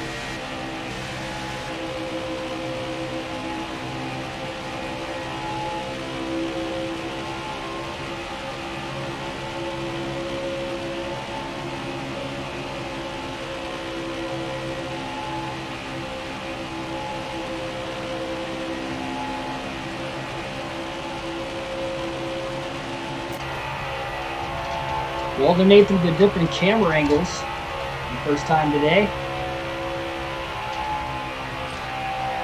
Riding through the bumps at Atlanta.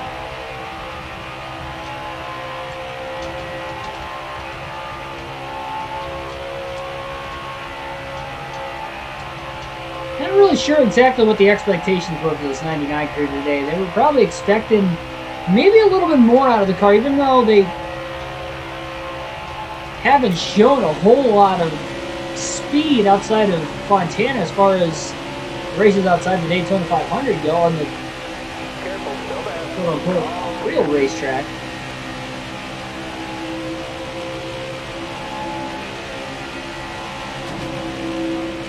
First big test. And on the back straightaway, he kisses the wall a tiny bit, scrubbing some speed off. Might have actually been the first time he had gotten into the wall today. Despite numerous close occasions, the fact that it was in the middle of the back straightaway.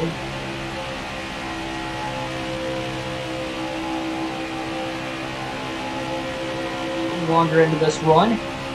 Speaking of a run, he had a massive one to the inside of David Reagan.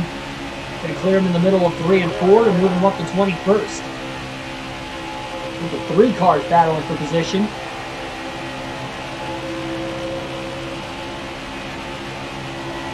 Christopher Bell, Alex Bowman in the mix up there. Can't tell who else is up there. And again, Logano's still out in front. This is the furthest by far he has led into a green flag run today. And that's actually Tyler Reddick, who is side by side with Bell right now.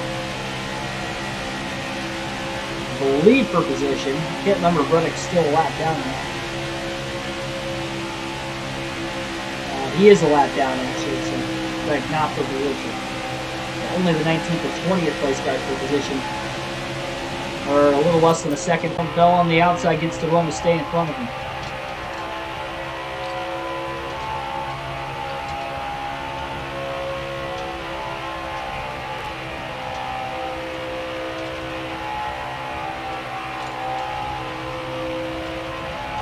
Now we got quite a bit sideways there off turn 4. Stays on the gas. Still closes on the back bumper of Tyler Reddick. Right down to the bottom near the yellow line. Schneider into that middle, the upper groove. Going to get the run off the high side. Now on the outside of Bowman. Tries to side draft him through the bumps. Did.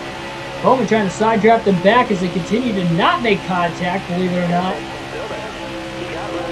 Schneider carries the run down to the back bumper of Christopher Bell off turn 4. Swings to the inside of Bell with a little bit of an opening. And they're side by side now for 19. Schneider finished at the end of stage 1 was 19.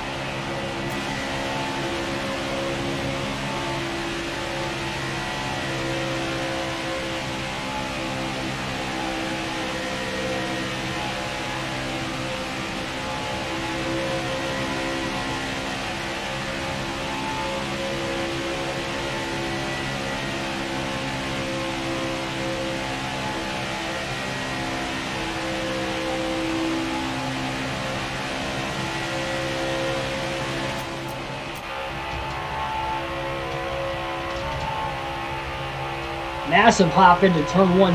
Entrance of turn 1 on the bottom, then near the outside on the entrance to turn 3 seem to be the biggest jumps on the racetrack. I mean, even down the back straightaway, 2 very big hops. I think even on entry into both corners, the biggest one is on the bottom in turn 1.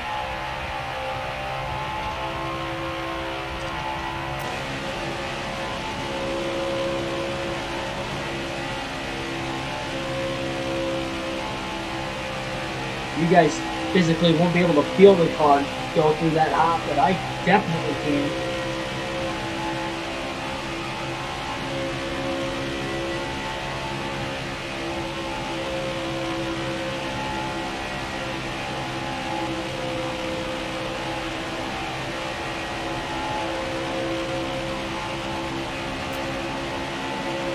Kenseth got caught behind a lap car down the front stretch. Couldn't tell who the lapper was. It's Joey Gase. Look at that tight gap up the middle. 3 wide between Gase and Kenseth, and somehow Schneider got through there without any contact, and he's still side by side with Kenseth. He did have to lift to keep it off both drivers, but still highly impressive. Kenseth in the top.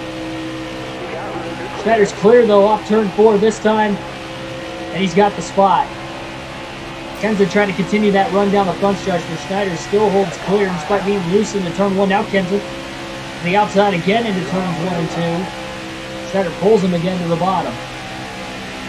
You go full throttle. The shortest way around is the fastest. And if you can hang on to the race car and not have to lift, not your best bet is likely going to be on the top. Still make the top work though, even going full throttle. Get the momentum off the exit corner, but you're not going to have as much momentum.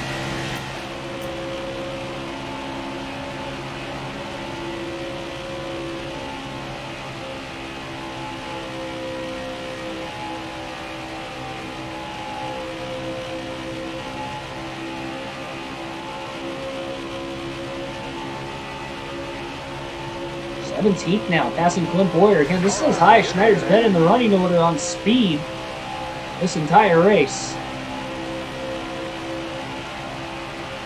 Still haven't had a good read of how far Schneider could go on his tires comparative to everybody else. Right now, though, might be doing a pretty good job.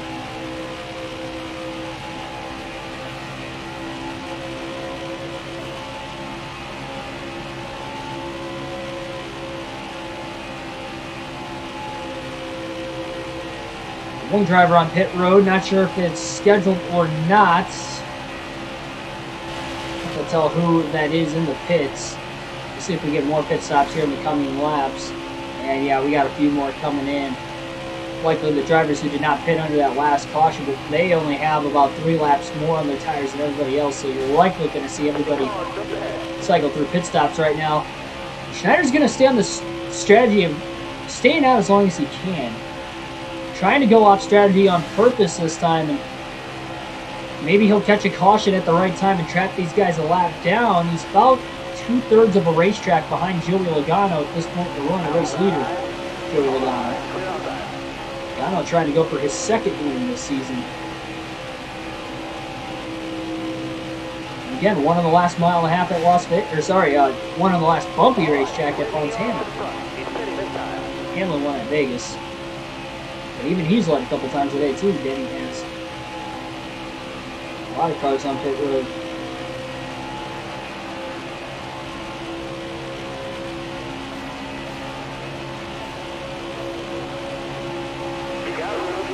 And it could be a 2-stop strategy versus 1 to the end of the 2nd stage as well. We'll have to see who that's going to pan out for. If it goes green to the end of stage 2, it'd actually be kind of fun. And I think for Schneider's sake, he would like to see how that plays out right now, because that could set up the strategy perhaps in the final stage on if he pits one last time than everybody else, because he'll know here at stage 2 if that'll work as far as track position goes. You know, would he be able to gain enough out of it that it would make it worthwhile pitting as we alternate through the different camera angles once again here in stage 2.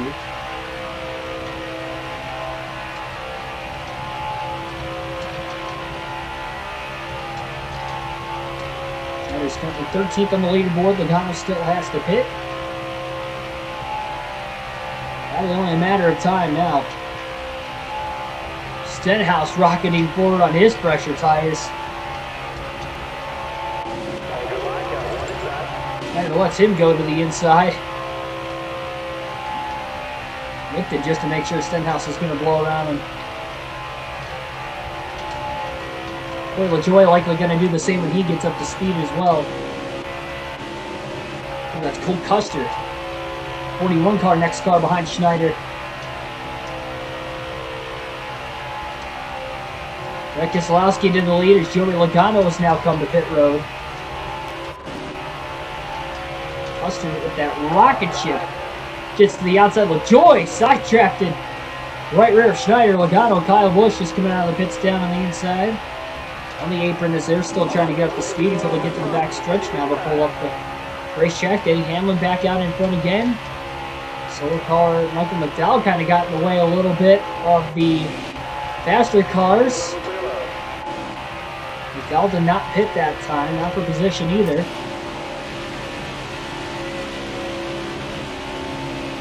Schneider in fourth. Still waiting on a couple more drivers to hit pit road.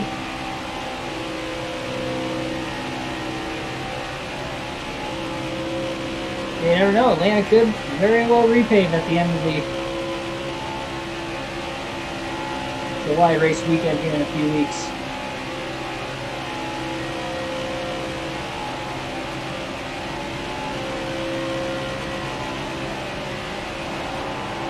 So there it is. Schneider out in front for the second time today. Jimmy Johnson going to get his lap back. Joey Logano is actually still on the lead lap after cycling. Now he's about 27 seconds off the lead. But look at how much faster these leaders are compared to the 99 of Schneider right now. Schneider can go about another 15 laps on fuel. We saw he had to pit a tad bit earlier than that because of his tires earlier in the race, but he's over to catch a caution and trap a lot of these guys a lap down. He wouldn't trap them all a lap down right now. Should cycle out ahead of Hamlin once Hamlin gets up to speed. Hamlin will likely get back around Schneider. There are only 6 cars on the lead lap. Busher trying to get back up there. Oh, Schneider got down into Hamlin. A little contact. He's mistimed it. I mean, Hamlin was still getting up to speed, but he's just that much quicker on those pressure tires. Good stability by both drivers, especially Schneider being on the older tires with that contact.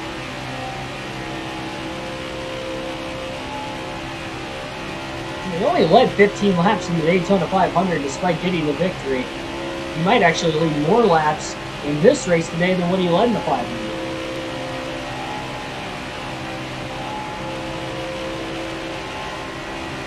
Considering he led 3 on strategy a little bit earlier. But again, it's likely a one-stop strategy versus 2.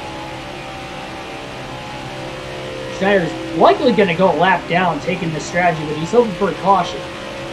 He hasn't ran higher than 17th on speed, so if he could trap, you know, really anybody from 16th or better a lap down, then this strategy is going to work out better and better for him.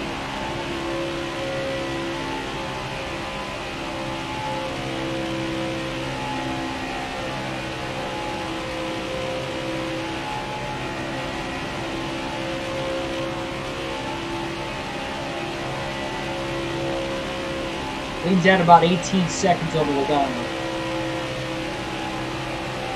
Leaderboard showing the top 5 on the upper left-hand corner of the screen currently.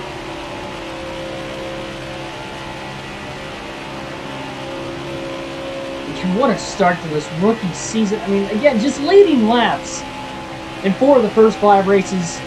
I know he won the 500. And nothing really you would think is going to eclipse that except for, you know, possibly a championship as far as the rookie year goes. The only thing I could think of that would eclipse the rookie season that Schneider's already had.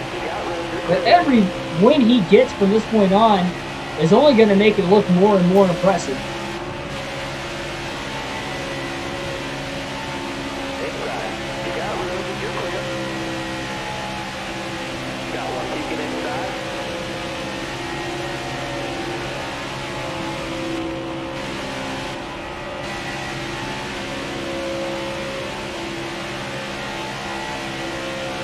Go about 10 more laps on fuel. The right rear's down to about 17% wear. Right front still at 24. So again, that just how loose the car is in the bumps.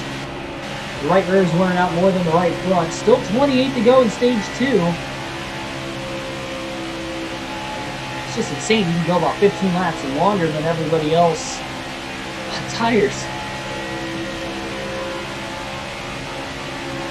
And they might be able to make it to the end of the stage if they could save.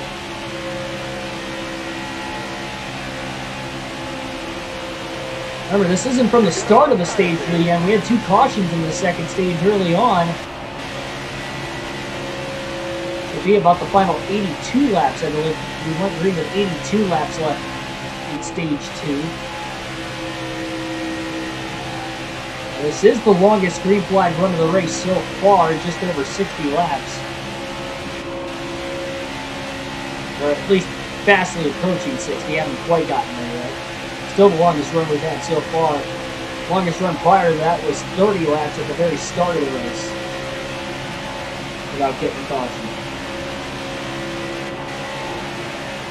We're going to be 35 after lap, driver.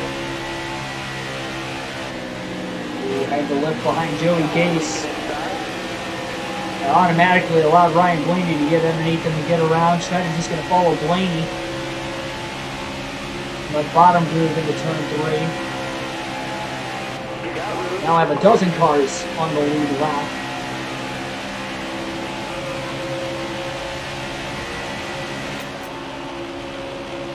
Still 25 laps to go in stage 2.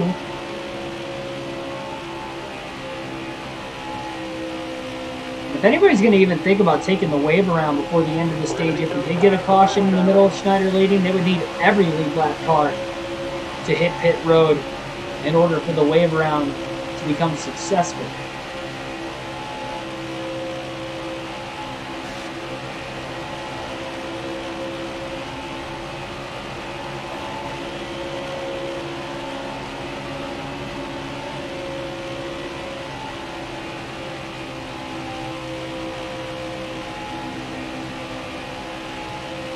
Starting to keep pace with Blaney now, not so much down the straightaway, but at least in the corners on these older tires. Got about 40 lap older tires. Schneider, I'd say, is taking care of his tires better this run than what he did back in stage 1 when we weren't long enough for him to have to make a green flag stop. The only other time we have seen green flag pit stops today, early in the first stage. Late in stage 2, obviously, we've seen all but Schneider hit pit road. Ethan, welcome to the stream.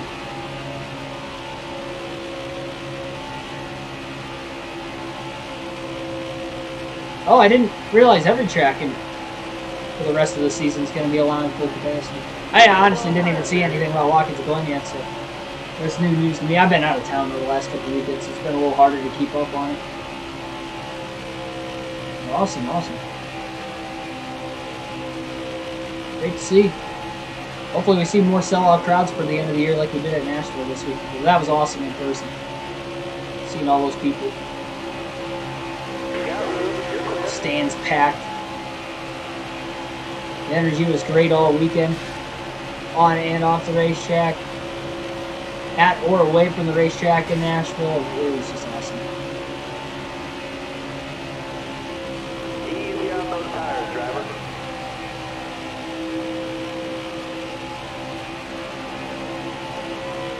Schneider's getting right back up to the back bumper of Blaney now into turn 3. Blaney might be sweating a little bit more now that Schneider's actually trying to get around him, but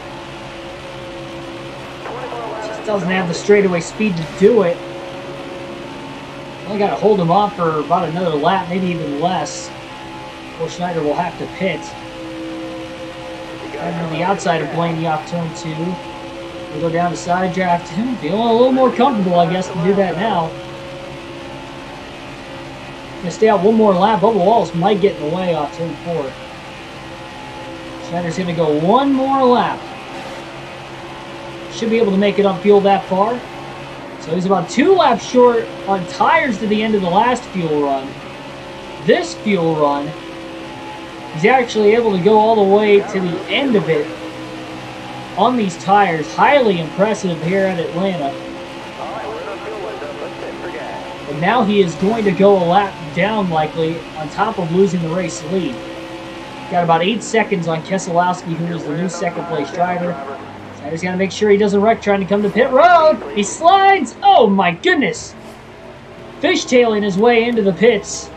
Nearly lost control, similar to what happened at the end of stage 2 on old tires on the last bumpy track at the Auto Club Speedway 2 races ago. This time he holds onto it, makes it through the pits. No adjustments for the 99 crew. 4 fresh tires, topping off on fuel. And we'll see. It'll be a 2-stop strategy versus 4. He had about 8 seconds on Keselowski. Caution! In the middle of Schneider's pit stop. Caution will wave. Late in stage number 2. Only gonna split that strategy just a tad bit more.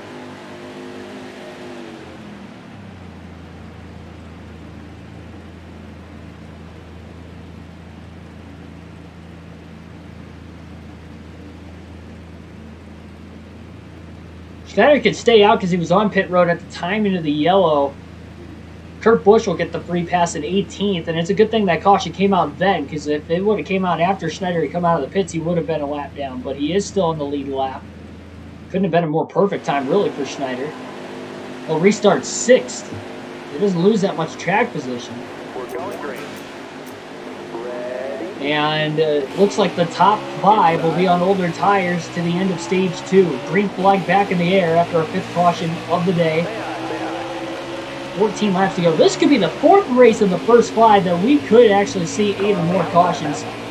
Not in the final stage, we've already had 5 again here today. Keselowski in the lead on the restart. Schneider trying to nail it down to the inside. He's got Jimmy Johnson following him down the back straightaway. Logano towards the top, trying to go 3 wide.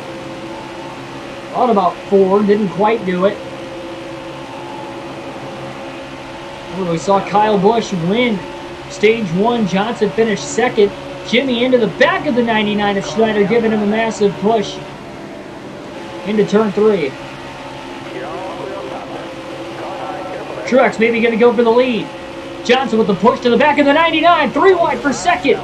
Logano might get in the way of his teammate. Schneider is loose with Johnson, pushing him off into turns 3 and 4. Still pushing him in the center of the corner.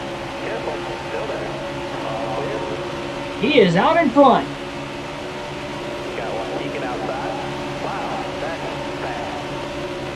Actually, Schneider's fastest lap of the race. He battles back to the front. Johnson again with a push.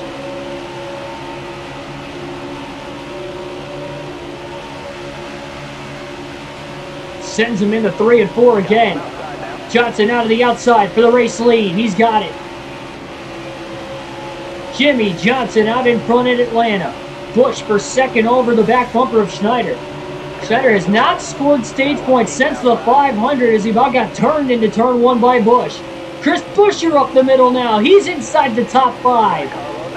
What a run by the 17 crew.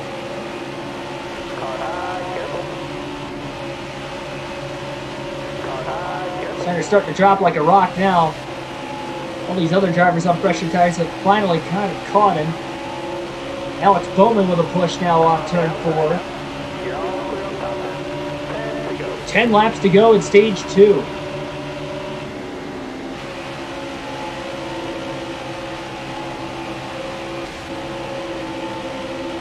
And again Bowman pushes Schneider. Schneider blocks him down the back straightaway.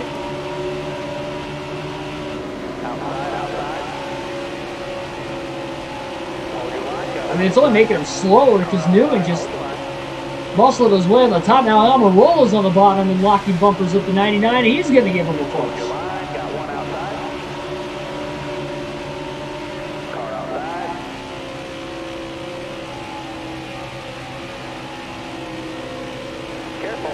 Meanwhile, at the front, it's Kyle Busch running down Johnson. He wants to sweep the stages here today. Oh, yeah, Nashville had a lot of... Honestly, I saw more track merchandise at Nashville, I feel like, than what I've seen at any other... Variety, at least, of track merchandise compared to any other track. Obviously, you got, like, the driver haulers and stuff, but I'm talking about, like, the actual, like, NASCAR trailer and the actual, like, official track merchandise trailer. I felt like had more than any other racetrack I've been to. I haven't been to the 500 yet, but, like, even the Coke 600, Talladega.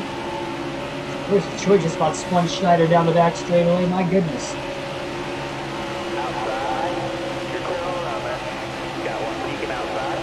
Schneider's still battling for 10. Every stage point matters. 7 to go, stage 2. Keselowski on those older tires still battling that last stage point. Schneider continues to try and block Matt DiBenedetto. Push for Brad Keselowski coming down the back straightaway again. Going to help the 99 out.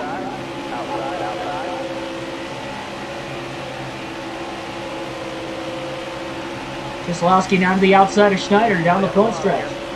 Schneider didn't go up to side draft Brad. Doesn't want to make contact with him or risk it at least. If there was more grip on this track, I think he would have tried. Sends it though through 1 and 2. There are a couple lap cars battling for the free pass spot right in front of Keselowski and Corey LaJoie and Eric Jones.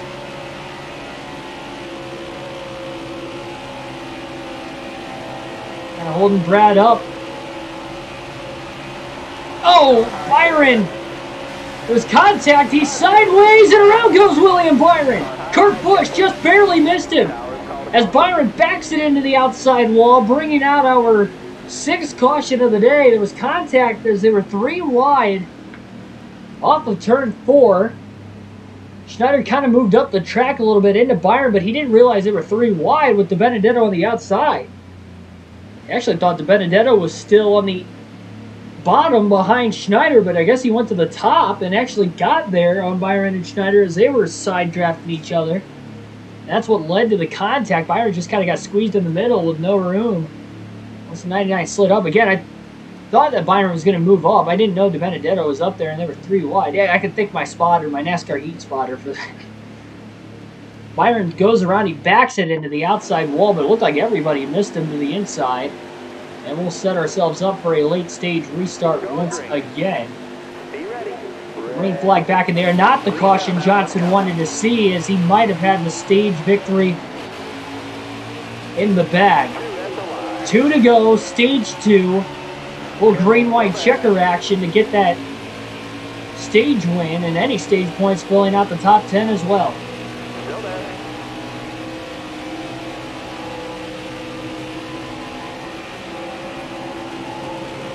They get up to speed. Benedetto down to block Schneider now into the corner. Schneider sends it 3 wide. Actually, side by side. I thought Benedetto was on the inside of Boyer, not quite. Now Keselowski back on pressure tires. He wants to get around the 99 and try to get stage points again. Kurt Busch also on pressure tires behind. 3 wide into turn 1. Brad gives a push to the back of the 99. Got him a little loose into the corner.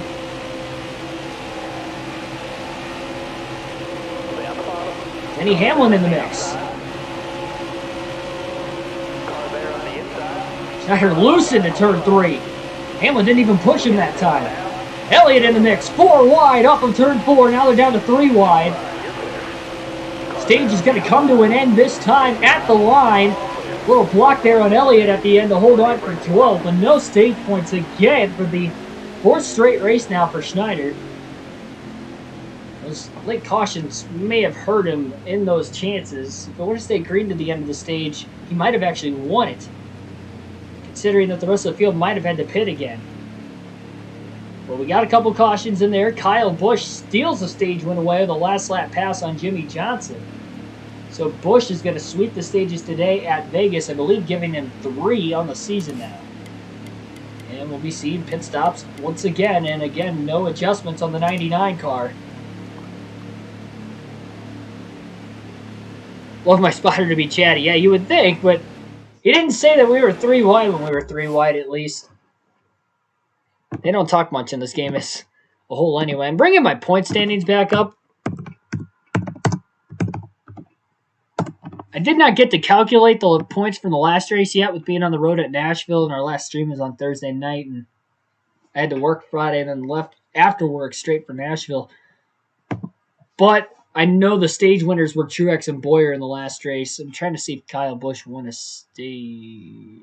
No, he did not. Okay, so that was 2 stage wins for Kyle Busch. His first 2 stage wins of the season, as he swept them here today. Free pass goes to Alex Bowman as well during the stage win. Green flag back in the air. Schneider loses 7 spots on pit road. Chase Elliott will restart from the lead this time.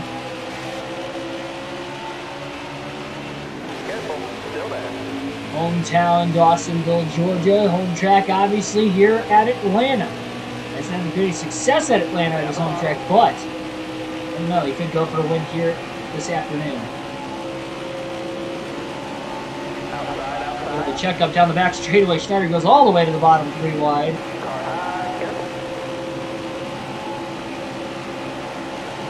Massive move there to gain quite a few spots. Oh, almost cleared David Reagan, but not quite. Old contact. Reagan hangs on to it and fights back to 16. Kurt Busch squeezed in the middle 3 wide.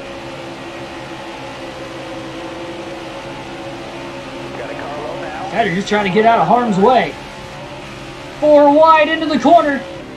Oh, he had to lift. Brendan Gaughan sent it in there despite being a few laps down. They're still 3 wide. Oh, and they're 4. Nope, never mind. Thought Jones was going to take it 4 wide. He will take it 3 wide into 1 and 2, though. Stenhouse gets into the left rear. Schneider shoves him into the 41.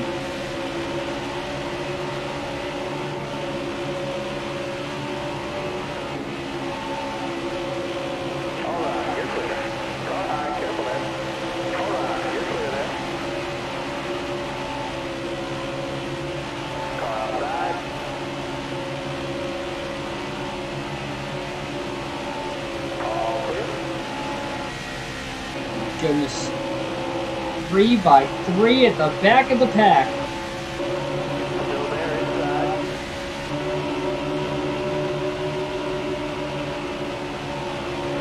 Careful, still there. Suarez pushing him all the way around the circuit.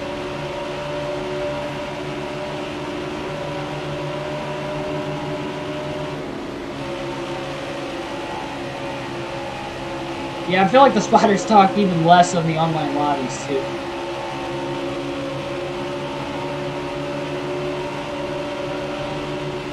Car outside. You got room, you're clear. Outside.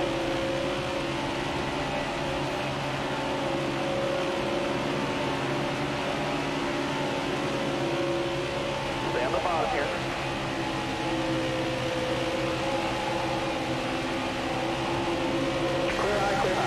Old Custer all the way down low. He'll push Schneider. Still there. Pushing him all the way up the racetrack, out of the way. Schneider stays on the gas, barely keeps it off the wall. Now he's got the 96 pushing him. He about turned him, and he just put the 96 in the wall down the backstretch. They're knocking him loose off the exit of the corner. Schneider's just getting literally pushed all the way around this racetrack and about spinning him out majority of the time. Jimmy Johnson back to the lead. Of course, last time we'll see him in the new NASCAR games. We'll be seeing him on the older game playthrough still. But as far as NASCAR 21, or the next NASCAR game, whatever the title is going to be, and beyond, let's see.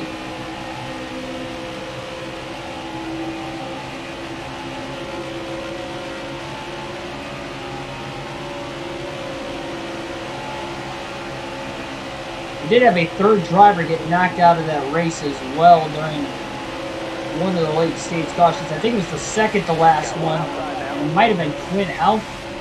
I'm not entirely sure. We do know Ryan Preece and Ross Chastain were already out of the race. 20 cars on the lead lap. Kenzo currently in the free pass spot. First driver to lap down. He's about a second, a little less than a second ahead of Christopher Bell for that position. He's 21st. And again, Jimmy Johnson currently leads. We have had about a dozen different leaders today. I'll try to name them all right now, but I might miss a couple, so you might have to help me down in the chat below. Where we see Jimmy Johnson leading right now, obviously. Keegan Schneider led some laps there on some strategy, staying out longer than anybody else in stage 2. In the longest green flag run of the race, we saw all 3 Penske cars lead today: Ryan Blaney, Joey Logano, and Brad Keselowski. We saw 3 of the 4 Joe Gibbs Racing Toyotas lead today, of Denny Hamlin, Kyle Busch, and Holstetter Martin Truex Jr. Austin Dillon led during green flag pit stops. So did Eric Almirola for 1 lap each. Kevin Harvick led earlier in the day. I think that's it. Still quite a few. We still might not be done yet.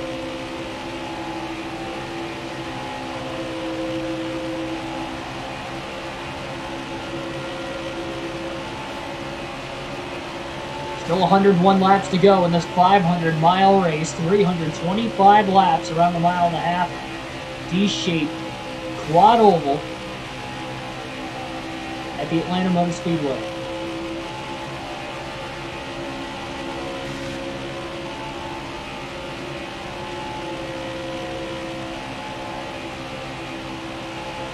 If this goes green to the end of the stage, it could be a 2-stop strategy versus 3. No guarantees that that's going to happen, considering that we have had 6 cautions so far today for incident. Most we've had in a single race this season is 11 in the Daytona 500, and we have had 8 cautions or more in 3 of the first 4 races so far. Believe it or not, if we finished with 7 or less this race, this would be the second on the list as far as the least amount of cautions we had so far in the races here in the Auto Club Speedway for the Auto Club 400 last week. On Wednesday night, we had 3 cautions in that race.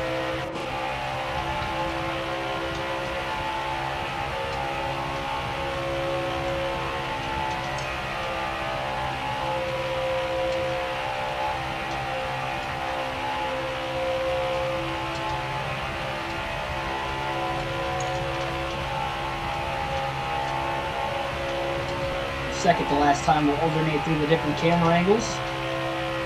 This race here today. I almost slid into Cole Custer on corner exit.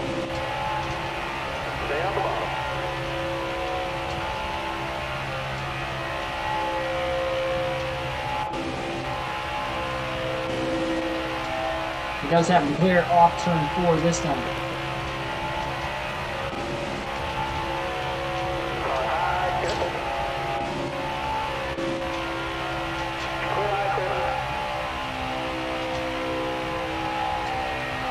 Johnson about to get into the lap traffic at the back of the field. Schneider's over a half a track off the lead already since the restart. Probably as far back as he has dropped on a restart so far. Maybe not position-wise because there's only 20 cars in the lead lap, but interval-wise since stage 1, likely at the very start of the race, in fact.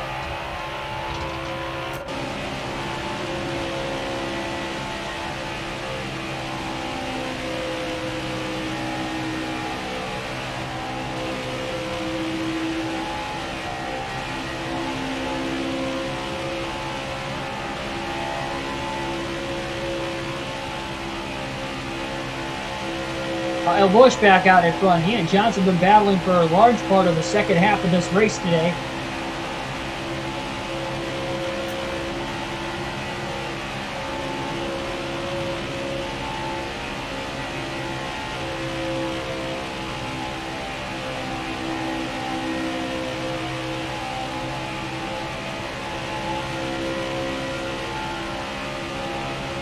Tim Irvin, welcome to the stream.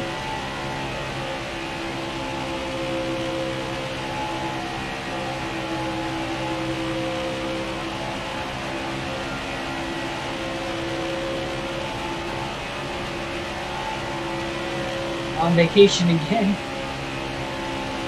I guess I will be next weekend too. Not paid vacation, but still. Going out to Pocono doubleheader. 3 races in a row, considering 2 cup races this weekend, and there'll actually be 4 in a row by the end of it, because I will be going to Road America the following week as well. And if you don't count the All-Star race, which is a non-points race, I'll see 5 out of a 6-race stretch of being at the 600 at the end of May as well. What a stretch.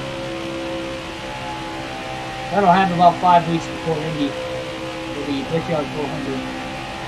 Be there the entire race weekend. I will be there the entire race weekend, not just for the Cup races this weekend at Pocono, by the way. I will be there for the truck and the Xfinity races both days as well. I think ARCA's Friday, if I'm not mistaken, so I won't be there then. I'm getting way down.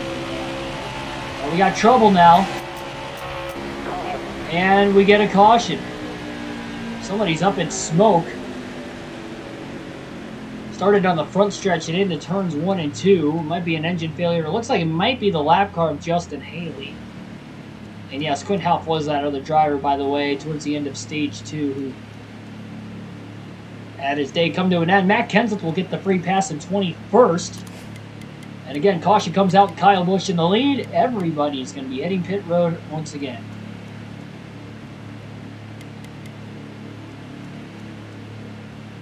And again, no adjustments on the 99 crew.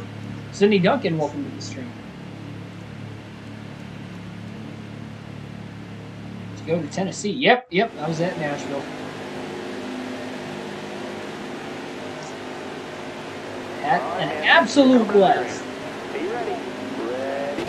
Highly recommend going to the race next year if you get the opportunity. Nashville's a fun town as it is, too. Lots to do down there. Even if you're not at the track. If I had more time, I definitely would have probably went to all 3 races first and foremost, but I was only able to go to the Cup race last weekend. Look at this scramble of a pack towards the front, 3 by 3 through most of the field. Goes the back, Cole Custer gave Schneider a massive shot off turn 4. Schneider takes that ride to the inside into turn 1. Can't quite get back underneath those guys. Oh, Stenhouse into the back of the 99, got him sideways. Stenhouse is in the middle lane, 3 wide behind him. Haley and Wallace. Wallace about got pinched into the wall. Schneider trying to hold his lane. Stenhouse continuously pushes him, and now he's got Bobby Carter pushing him.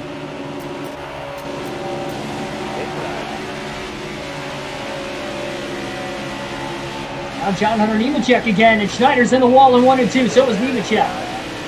Jones might have gotten into the 38, and the 51 gets scrambled in the mix. Nemechek just shot himself and Schneider into the wall that time. And now Jones shoots Schneider into the wall too. All the way to the back of the pack goes the 99, and he's still got Jones pushing.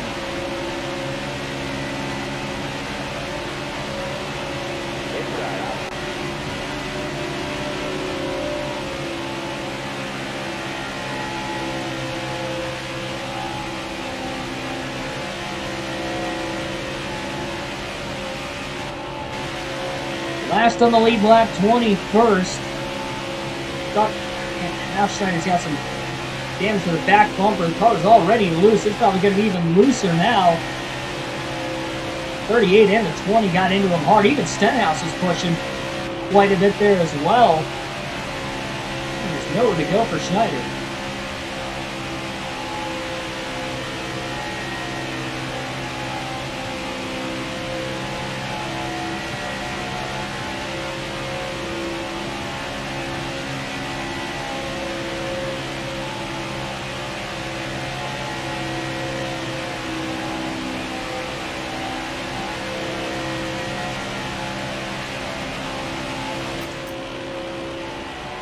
83 laps to go, already about 10.5 seconds off the lead early into the run. Now that Schneider's got some rear bumper damage. Not really heavy, but obviously significant, especially with these taller rear spoilers, I'm sure, on top of it. Adding extra drag to the back of the race car. Definitely not good for going full throttle all the way around this racetrack, as we've been doing all day long.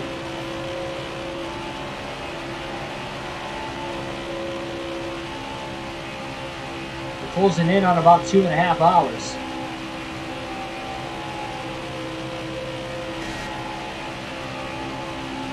Kyle Busch trying to go for his first win of the season. Jimmy Johnson has been in the mix late. Truex, the pole sitter, still up there towards the front as well. All three of those guys without a win in what is already the 5th race of the season.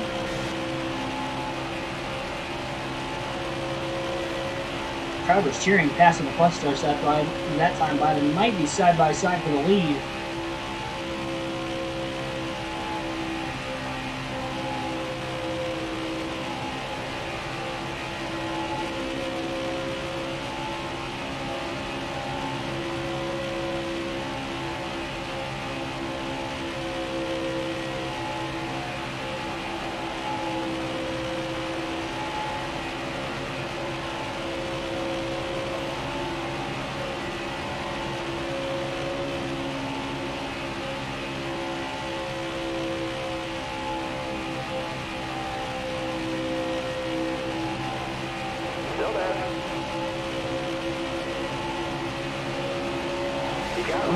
Better clear Brendan Gaughan.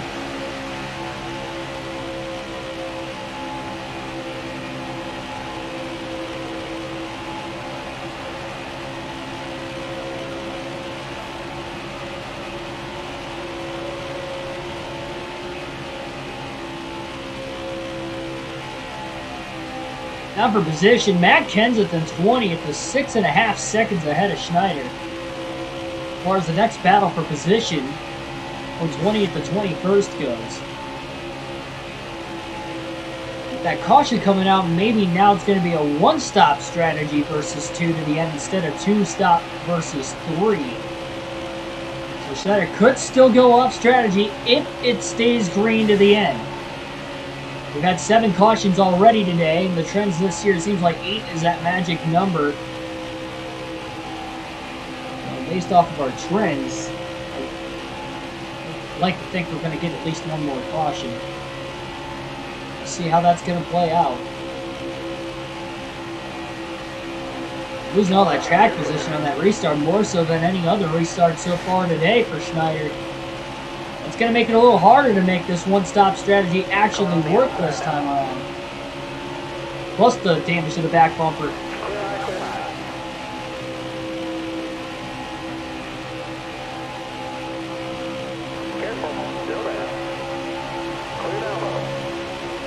Cardi Boy, welcome to the stream. 10 people watching here late in the race. You don't want to go anywhere to see how this is going to shape out to the finish. Careful, still there. Will be another Toyota going to victory lane.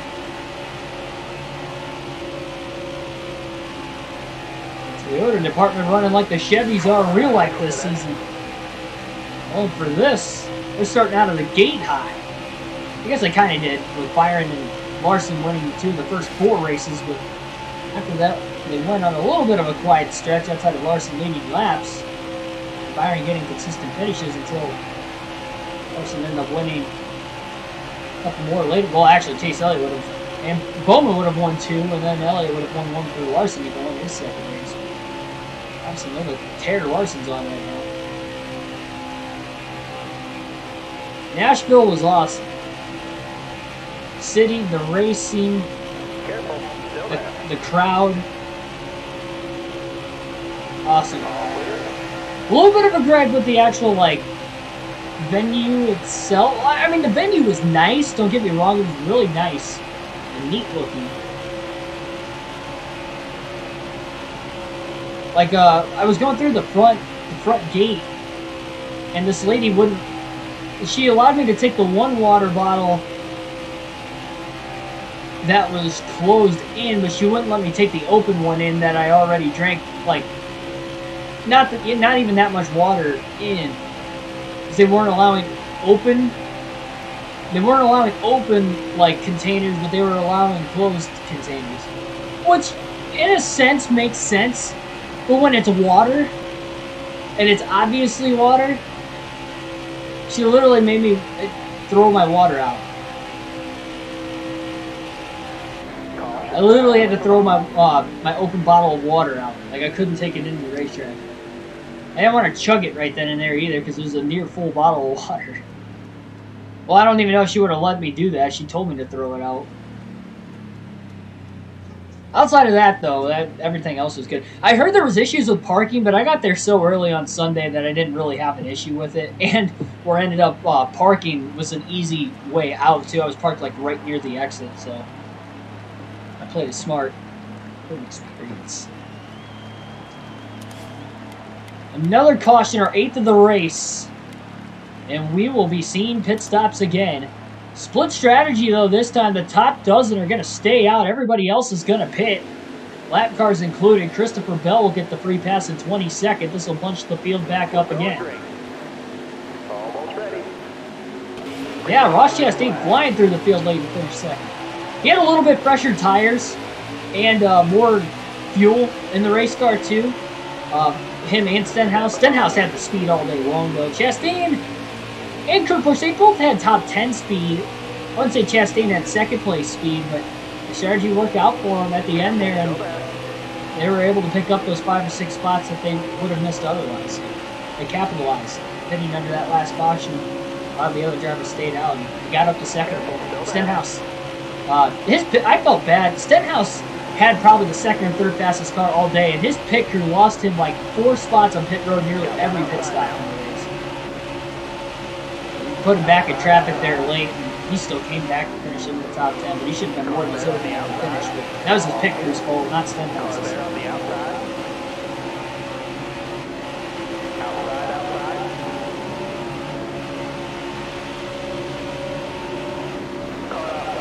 Outside. Trying to keep Eric Jones off his back bumper. Jones gave him a little push there in the middle of 3 and 4. Now they're 4 wide for a brief moment off turn 4. Oh, they made it through there without any contact through the bumps. Meanwhile, at the front of the field, Brad Keselowski jumps out ahead of Kyle Busch. His teammate Joey Logano in the mix on the outside as well. Schneider trains to the inside, 3 wide. Still 3 wide down the back. Justin Haley's going to follow him into turn 3. Well, LaJoie got tight in the middle of the corner. David Reagan's going to get under him. Justin Haley going to give a huge push to Schneider off turn 4. Shoves him in there, 4 wide through the tri-oval again. Haley goes 4 wide to the inside, shovels a 90-90, moves him all the way up the track. Into the wall goes a 32. How did they not wreck there? Another stack up. 4 wide again into turn 3. Oh, it's madness now. Should have got hooked on Reddick that time. That's shoved in there by David Reagan. Reddick got sideways. Kenseth almost bounces off the wall. A push now from Stenhouse from behind. 4 wide again through 1 and 2. Kenseth still on the outside. Still 4 wide up the exit of the corner. My goodness. What a push Stenhouse is giving Schneider. It's getting the 99 loose, and he about hooks him into the corner. Now he moves him up the racetrack. Stenhouse is a man on a mission right now.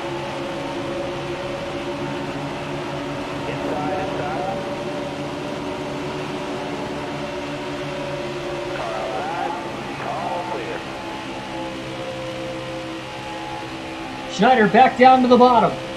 Stenhouse isn't even on the lead lap. He's just trying to get in the free pass spot. Schneider gets back around him off turn 2.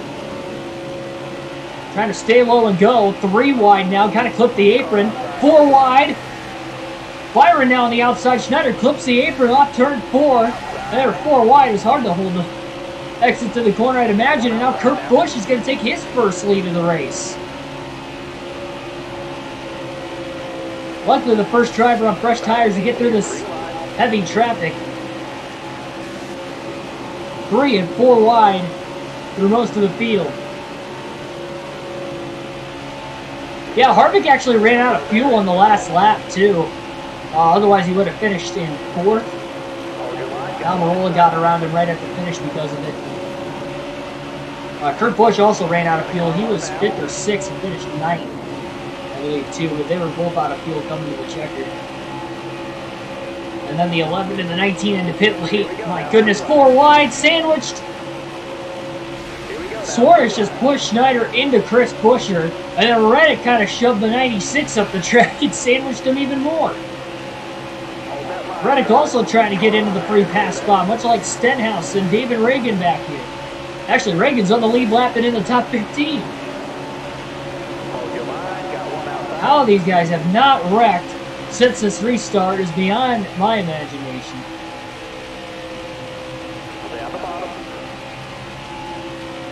I don't think I've seen more 4-wide racing on a 1.5 miles this late into the restart than what I've seen now, especially on a bumpy track like Atlanta.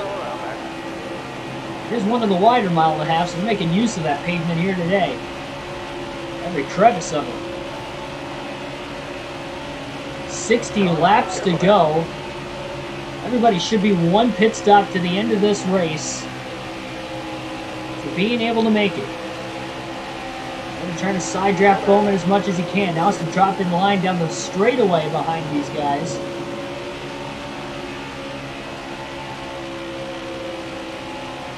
Again to the bottom of Alex Bowman. Couldn't clear him. He gets the run off the high side. Schneider going to go up, trying to side draft him again. Briefly. Drives it deep down to the bottom. Again, Bowman up near the wall on the top. This time he'll clear Bowman. Actually, to the inside of LaJoie, it looks like. Can't quite clear Kenseth, but he is in front of him into 3. Now he clears him using the 32 as a pick, and Kenseth's got to go all the way to the outside to try and get around LaJoie. Schneider might be able to break into the top 10 here before long on Kevin Harvick as well. He's still on the outside of LaJoie, trying to get that run into turns 1 and 2. Schneider on the inside of Harvick off turn 2 as they're side-by-side for 10.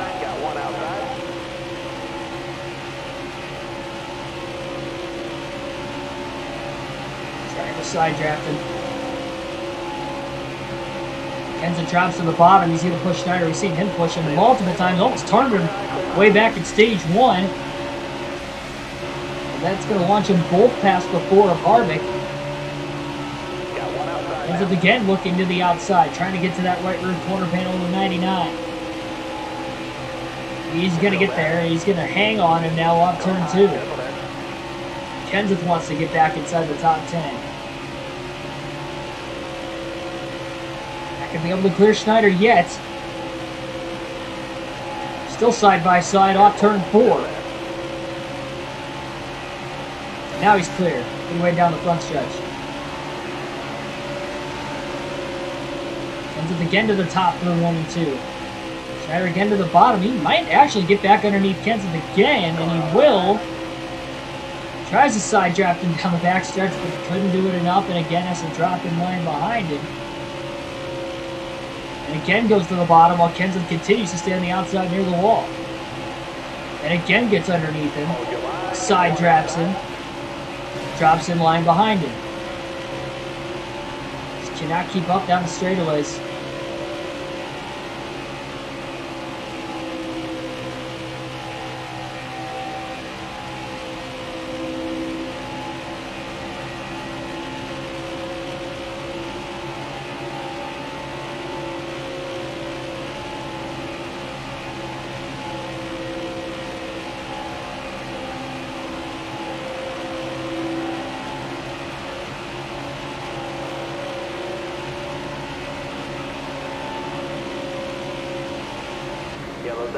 Caution.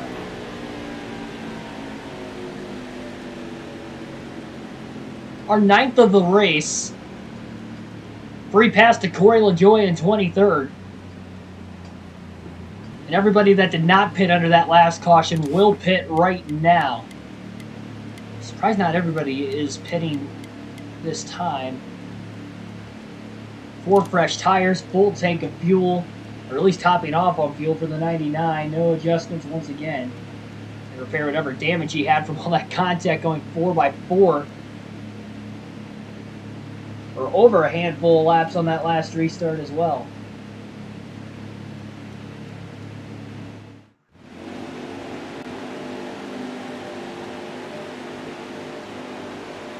We're going green.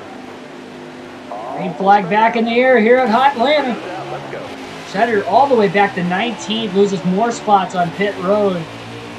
Kurt Busch restarts from the lead. A little bit older tires, and we're probably going to have a stack up on this restart once again. Let's see if they make it this time. I mean, they made it last time. I don't know how, but eventually got a caution, but it wasn't because of the 4x4 action. Somebody else did DNF, though, bringing out that last yellow 3 wide for the race lead at the front.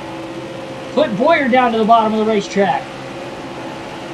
Bell got a little sideways in the middle. Blaney going to give a huge push. Hamlin checks out behind Newman. They're 4 wide down the front stretch. Look at the push Blaney just gave Schneider into turn 1, but Bowman's going to go down the track to try and block. Slides up. Here comes Schneider and Blaney again. 3 wide for third. Logano makes the pass. Look at him soar to the front of the field.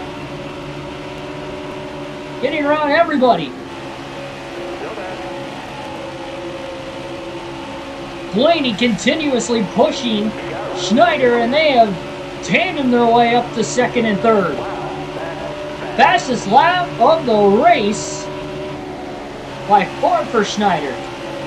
I don't know how he's able to hold on to the push of Blaney pushing him, especially through the bumps. We haven't seen that all day. Look at all the Penske guys up here late.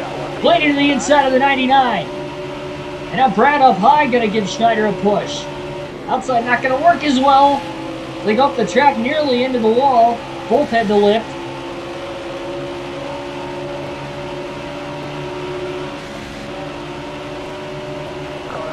Brad to the top. Schneider got really loose. Couldn't hold on to the bump trap that time. Fades back to fourth. Joey Logano looking for his second win of the season. Can his teammate Ryan Blaney run him down? Or maybe even his teammate Keselowski.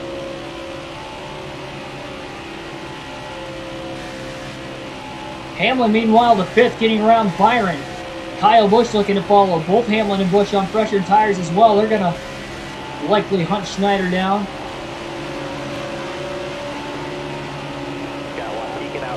Hamlin quickly into the top, not wasting any time. Kyle Busch likely going to get around the 99 as well here. These guys are good on fuel to the end. We've seen Schneider go to the end of the fuel run. Nobody else has been able to do that all day long. If it goes green to the finish, Schneider actually could be in the best position to win this race.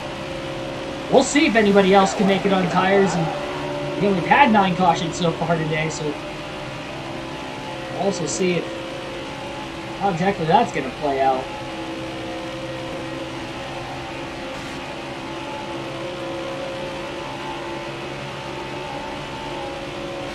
Schneider back to 7th.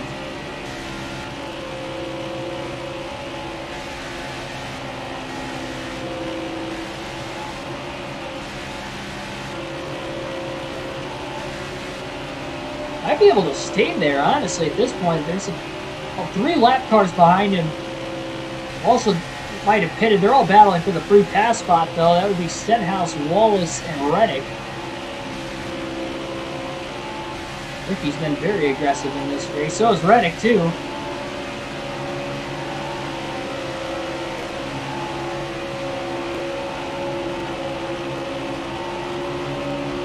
Reddick pushing Schneider down the front stretch. Got him a little loose off turn 4. Schneider hangs on to it, though.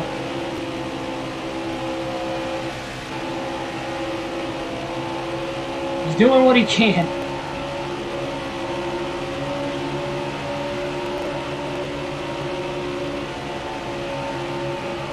Oh, Stenhouse.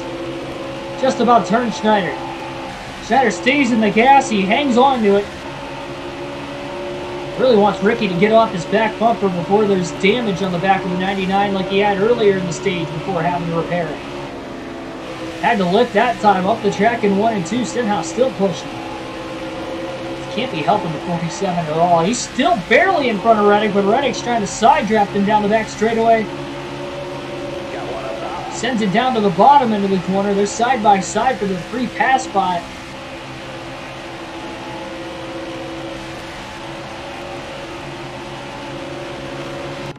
.42 to go. I will have to plug my laptop in. It was plugged in and having problems with my charger again and having it stay plugged in.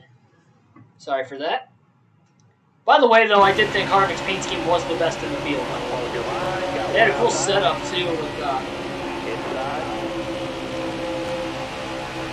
Reddick. Saw Reddick out of the rear view, sorry.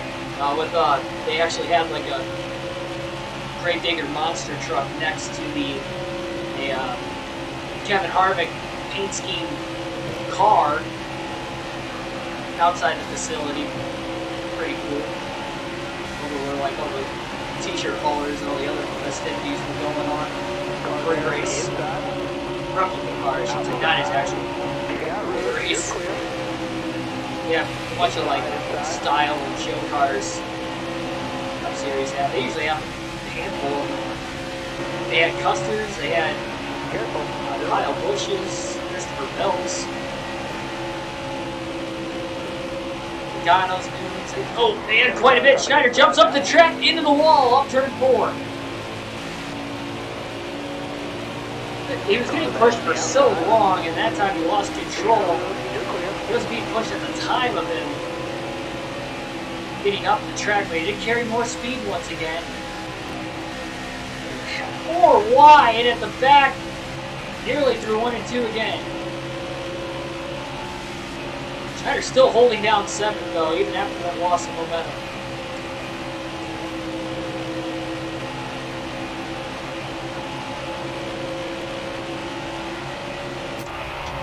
.39 laps to go, hoping it stays green to the end, and the strategy...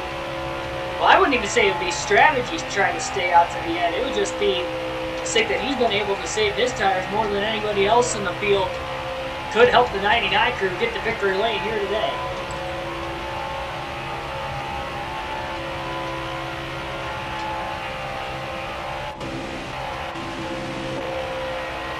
Johnson back in the middle of that pack, trying to get back inside the top 10.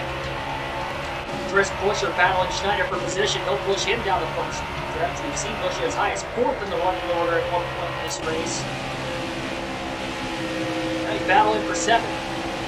He's still pushing Schneider off turn 2. Schneider trying to block. At one point in the race now, he has to stay in front of every car possible. Battling for that second career top 10 today. Full throttle all the way through 3 and 4 despite Buescher pushing him all the way around the track. Church Jr. is now hot back inside the top 10 as well. Buescher cannot get around the 99. Goes all the way up high. Schneider down to the bottom, looking that yellow line. And he'll still remain in front of him down the back straightaway. Truex closes in on the 17, and again trying to move Schneider with a little bump draft into turns 3 and 4. Truex to the inside to occupy the 17. Now he gets into the back of the 99. He's trying to push. Harvick in the mix. Everybody battling here for top 10 positions late at Atlanta. 3 wide into the corner. Harvick underneath Truex and Buescher. Caution. They might have stacked up behind these guys. Couldn't really tell. Eric Jones is going to get the free pass at 24th. Our 10th caution of the race. With 36 laps to go and another pit stop.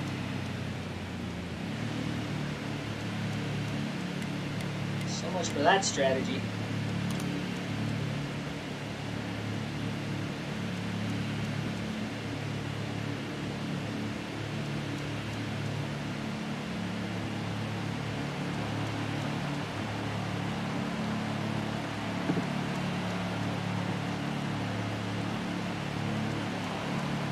That'll set us up for another restart here in Atlanta.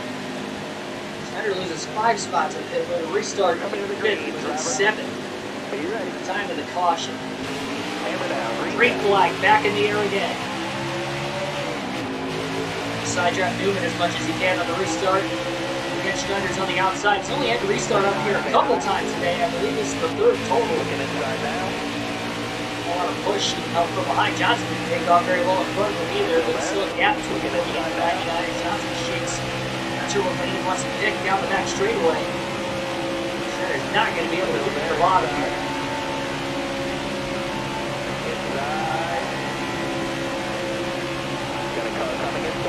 Kurt Busch into the back of the 99, he shoves him into the wall. Off the outside of the corner, contact with Boyer down low. They make it through the corner. Not cleanly, but they made it through. Busher was aggressive, sorry, that was Kurt Busch, the one who was aggressive with Busch and Schneider. Pushed him into the wall. For the fourth time we've seen somebody do that to the 99 today. Byron gave him a shot into turn 3. Saw Stenhouse in the middle of the pack getting loose as well at 16. All over his left rear. 30 laps to go in Atlanta. Reagan now just shoots the 99 up the track.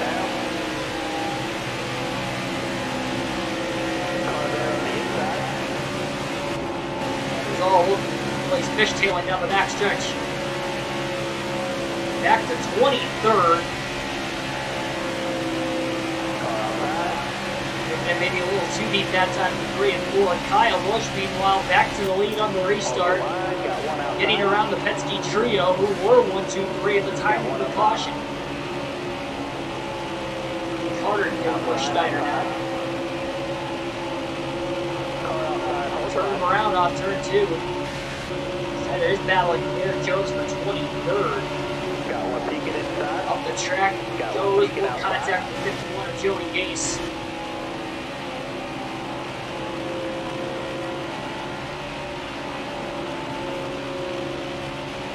"28 laps to go. Rear bumper damage on the back of the 99 on that last restart once again, and to the back he goes. He has been just getting shoved around, being definitely treated like a rookie today, that's for sure, getting really no love on the racetrack.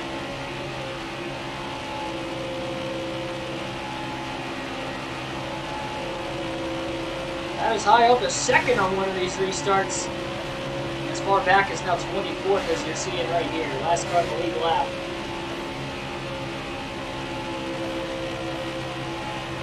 It'll be lap 300 at the line this time for Kyle Busch.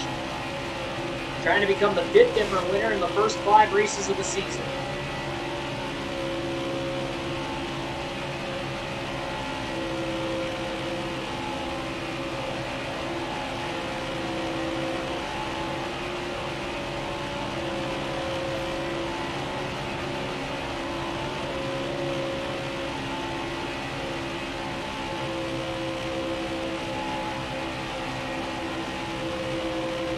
Still going to fight for every spot he came to the finish. What if these guys, they should be able to make it. You would have to imagine 33 laps on tires. I don't think we've seen them wear out that quickly into a run, although it wouldn't be impossible, I guess. Careful, still there. I'm going to guess that they could go to about... We saw Schneider push him about 16 laps further at one point. 54 lap fuel take, that would still leave them about 5 laps to the good with their tire wear. But maybe we get a caution to force overtime and we go past the scheduled distance. That could hurt them as far as trying to make it on tires. Outside of that, Still there? don't know. We'll have to see if anybody pits under another caution if we get an 11th in the race, which would again tie for the most we've had in a single race this season.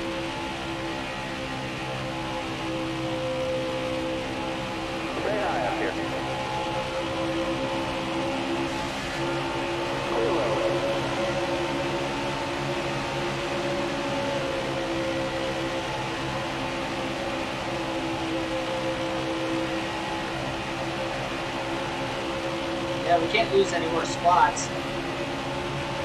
For sure. And actually, Tyler Reddick is 2 laps down to 25th, so even if we got another caution to get one of those guys the free pass, it would only get one of their 2 laps back. So it would actually be 2 cautions for Reddick to get back on the lead lap unless he can actually race his way passing the leaders, but he hasn't had that kind of speed all day long, so we'll see that late in the race, especially.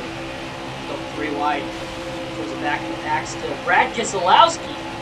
It's just past Kyle Busch on turn 2 for the race lead. 22 laps to go. We got the Deuce back out in front again. The former champions going at it.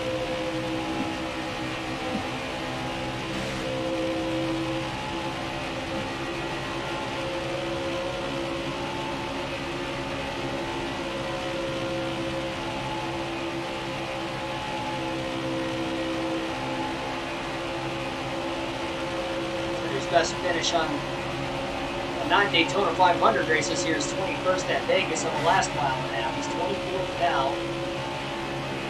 On speed, much like Vegas. Speed where he finished 21st at the end. Maybe expected a little bit more. I think they had maybe a little too high expectations for. Again, the Cup Series is a lot different compared to the Xfinity and the Truck Series. As you guys can probably tell from the start of this season where we've ran competitively.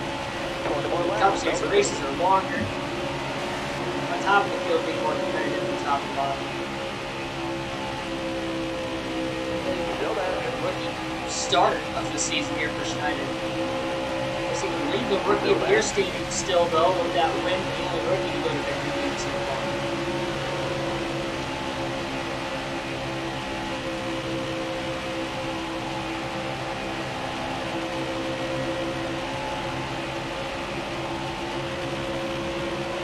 $19 laps to go.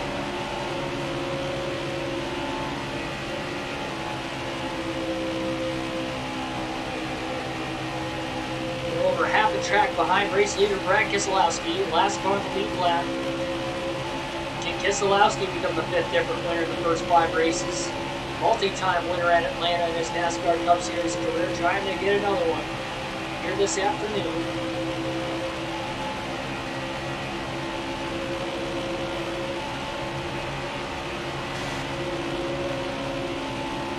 We've got to have a record number of lead changes for an Atlanta race today.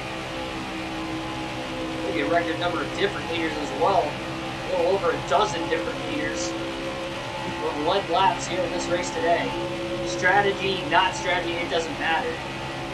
Hasn't really been much off strategy. I mean, there has been in the final stage. We've seen a lot of it. Didn't really see any of it in the first 2 stages.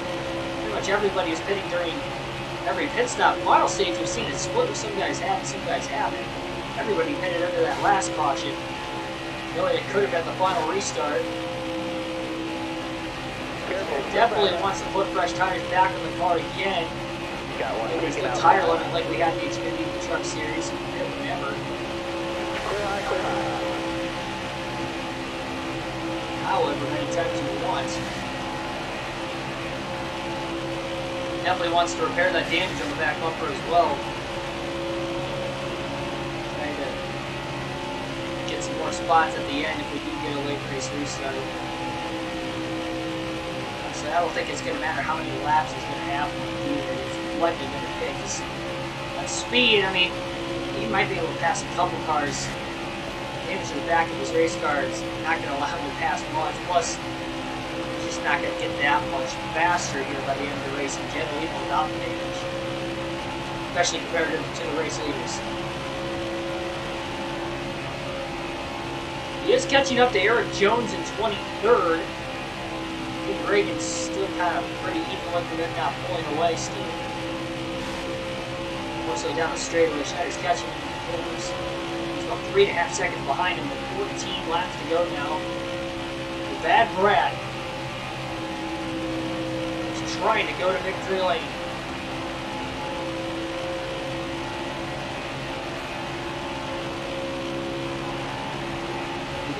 Second Penske Ford to go to victory lane. Still no Chevys have won, but Johnson definitely put up a fight today. Finished top 5 in each of the first 2 stages.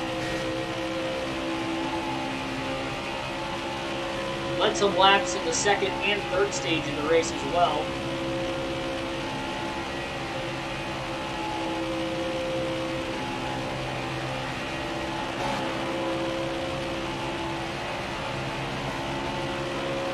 go. Schneider all over the back of Eric Jones from position into turn 1. Jones to the bottom. Schneider all the way down to the inside. Going to clear him on turn 2. 23rd. Stage points again for Schneider. These points are very crucial.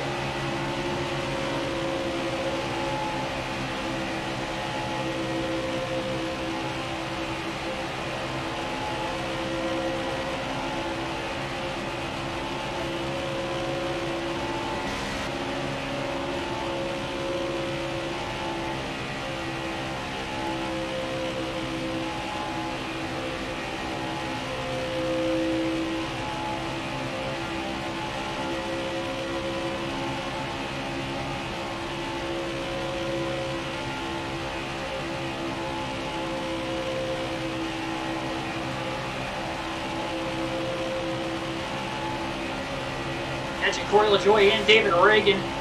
Should get to him. Still got 11 more. 10 to go at the line now for Keselowski.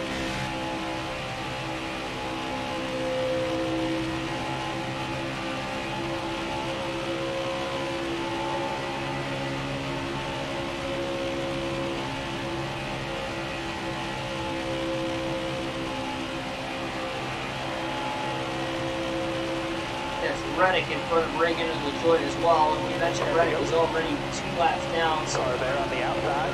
might be the last 2 spots available for position if he goes through to the end here for the 99. You got room. You're clear.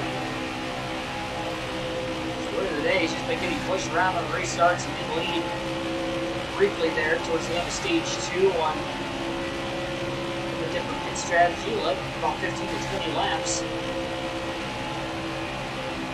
That was the highlight of the day for the 99. Got up to second, actually, though, late in the second to last restart. This is the most recent one. So he was even at 7th place there with a very good shot at a top 10 if it wasn't for that last caution. And then slow pit stop, already dropped it back about 7 spots on pit road, and then lost even more on the restart. And he was back in 23rd. Actually fell back to 24th again, but he got around Eric Jones. What we've seen the two of Keselowski get out to the lead, he has been tough to beat. It takes another restart for anybody to really get around him.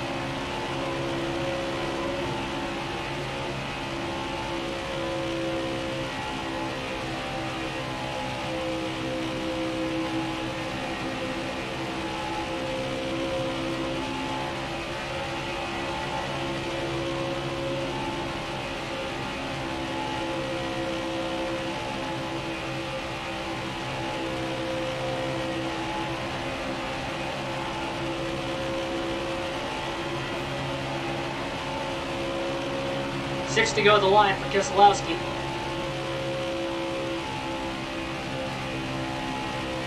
Schneider's going to run inside of LaJoie for 22nd. With the pass off turn 2.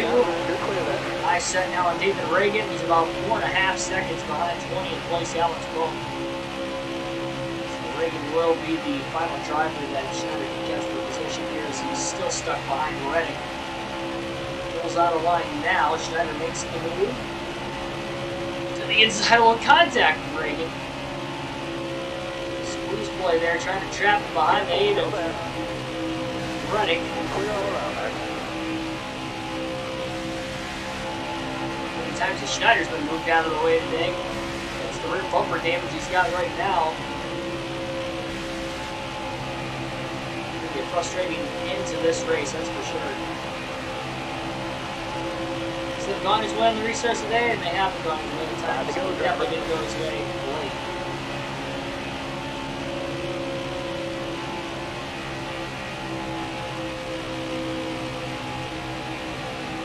Four laps to go for Keselowski.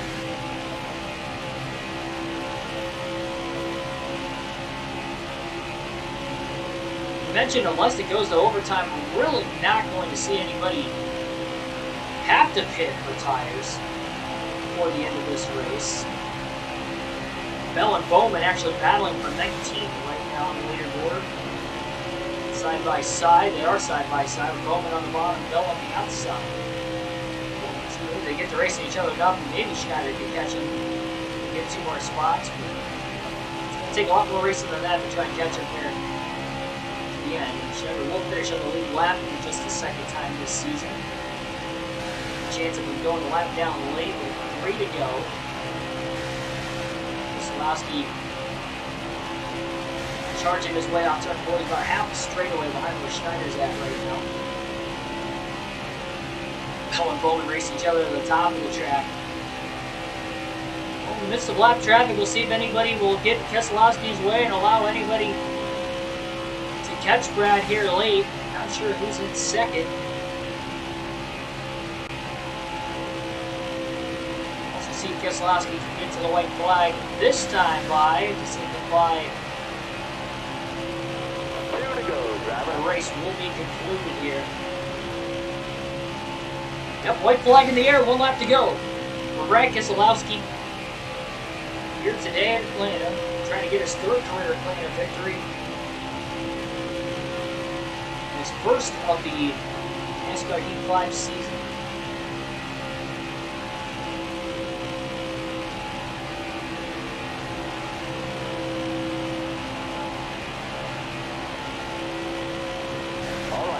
He's got 1 more lap and still think he's too far behind Bell and Bowman to catch him.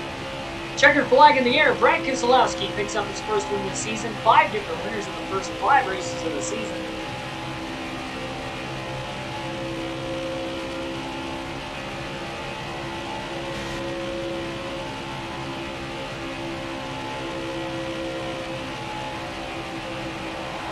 Bell back to the inside. Bowman to the high side. Not going to get him there. Bumper the line there for 19. Schneider wins it on 21st. Tied for the 2nd best finish for himself this season. Maybe a little disappointing. Won some laps on some strategy earlier. Actually got the 2nd there on one of the late race restarts, but not the most recent one there. With 33 to go, unfortunately, for that crew. Just got shoved out of the way one too many times, I guess. 23 cars finish on the lead lap. Quite a few DNFs in this 500-mile race. We have 5 of them to be exact, with Timmy Hill, Cole Custer, Clint Howe, Brian Priest, and Ross Chastain all failing to finish today's race. And we'll take a look at the top 10 again. Brad Keselowski with the win. Kyle Busch won both stages and finishes 2nd. Good points day for him, but still no win to show for it. And the 2nd win for Penske and for Ford this season. Martin Truex Jr. finishes 3rd. Jimmy Johnson, great day. Top 5 in all 3 stages. Finishes 4th. Joey Logano 5th. Kevin Harvick 6th, Chase Elliott 7th, Denny Hamlin 8th, Chris Buescher and Austin Dillon great runs, finishing 9th wins.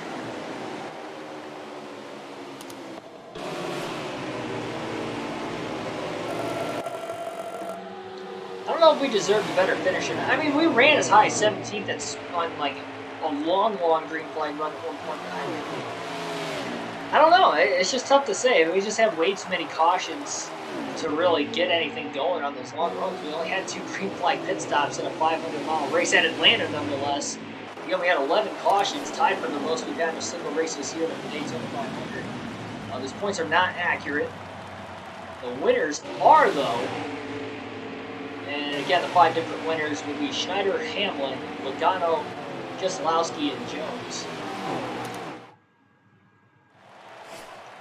Brad had the fastest lap of the race at 29.193, on top of winning. Kyle Busch led 74 of the 325 laps leading the most. Again, we had over a dozen different leaders, so no surprise that the most laps led in a 500-mile, 325-lap race was only 74 laps. But it was by Kyle Busch, who did win the first 2 stages as well.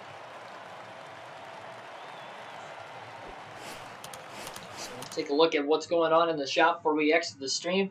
I'm not personally mad at Chase Elliott's crew, mainly because I'm not a Chase Elliott, I mean, I don't hate Chase Elliott by any means. Again, I've mentioned before, I don't really hate any drivers in NASCAR, but at the same time, he's not my favorite driver, so I'm not upset at his pit crew. Definitely got to be, well, I guess I'm a little upset because I had Chase Elliott on my fantasy team. I only finished 4 points off the lead this week in the fantasy league. I was able to get I struggle with connection like all day. That's why the predictions video didn't come up until on the channel yesterday. But man, oh man, But anyway, I was able to get enough connection to at least put Ricky Stenhouse in my lineup. But we'll go over all the post-race stuff in the Nashville Fallout tomorrow on the channel.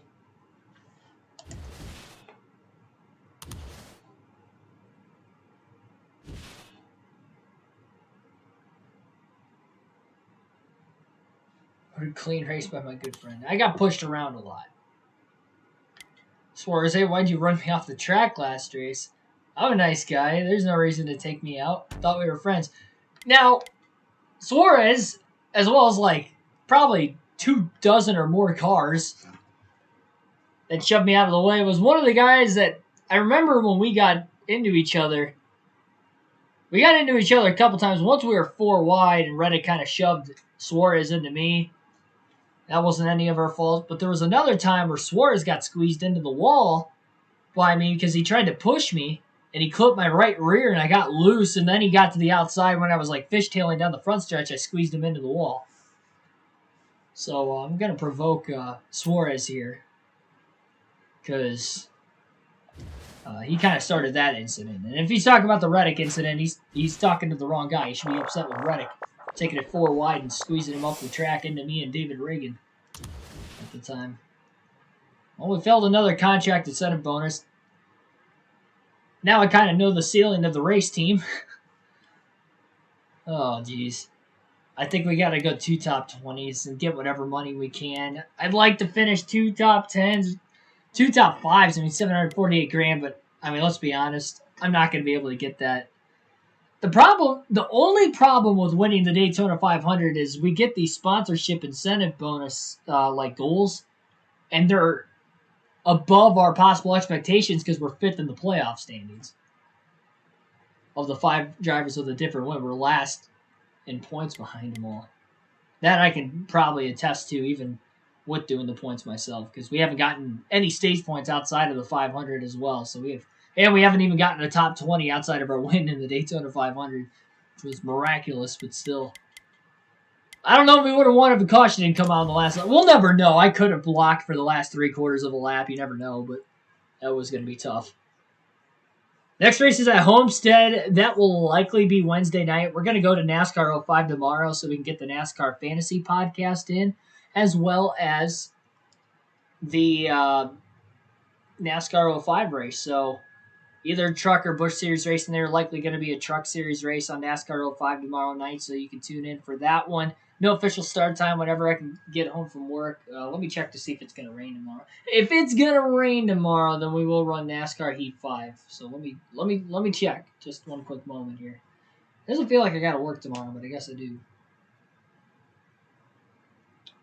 Weather in my hometown, 71 degrees. Wow, that's actually supposed to... So, I mean, the weather changes every week here. I wasn't here this weekend, but I know it was in like the low 90s. And literally 2 days later, it's 71 degrees. Like, why? Busch Series, question mark. The next race, I believe, is Texas. I could be... No, we might have raced... Yeah, we did race. I can't remember what the next Busch race is. It depends. Actually, it might be Richmond, now that I think about it. I don't know. It depends what track it is and how long it is, because I know the truck races will be a little bit quicker. And we're doing the podcast, too. And not only I work tomorrow, but I also have to work Wednesday still. So, yeah, I probably going to say no, Ethan, on the Busch Series tomorrow, but we'll definitely have some NASCAR 05 Truck Series racing, and we'll have the NASCAR Fantasy podcast as well. I'd like to think that it will be a live stream of the podcast. Not 100% sure on that. The only reason is because we will have the live stream to get out tomorrow, and I'm not sure what time I can get home from work. So just be on the lookout for that. Hit that bell notification button so you guys don't miss the upload or the live stream, whatever ends up happening with the post-race analysis. You get my raw take on Nashville as a whole, my experience there, what all went down. I'd like the live. I need to live stream that, honestly, talk to you guys on a basis what my thoughts were. Experience-wise. So, yeah, I will live stream it. I will live stream it tomorrow. Just no guaranteed start time. And we'll do that before NASCAR 05. We'll go through the power rankings like we usually do for the post-race analysis. We'll go through everything fantasy-related. So it'll be a lot of fun. Thanks for watching. Again, like, share, and subscribe for more daily NASCAR content. Hopefully you enjoyed tonight's race at Atlanta on the NASCAR Heat 5 career mode. More career mode stuff coming up later this week before I go to Pocono this weekend. But again, NASCAR 05, NASCAR Fantasy Podcast tomorrow. Should be a fun day. Once again, as always, thanks everybody for your support, and I will see you guys next time.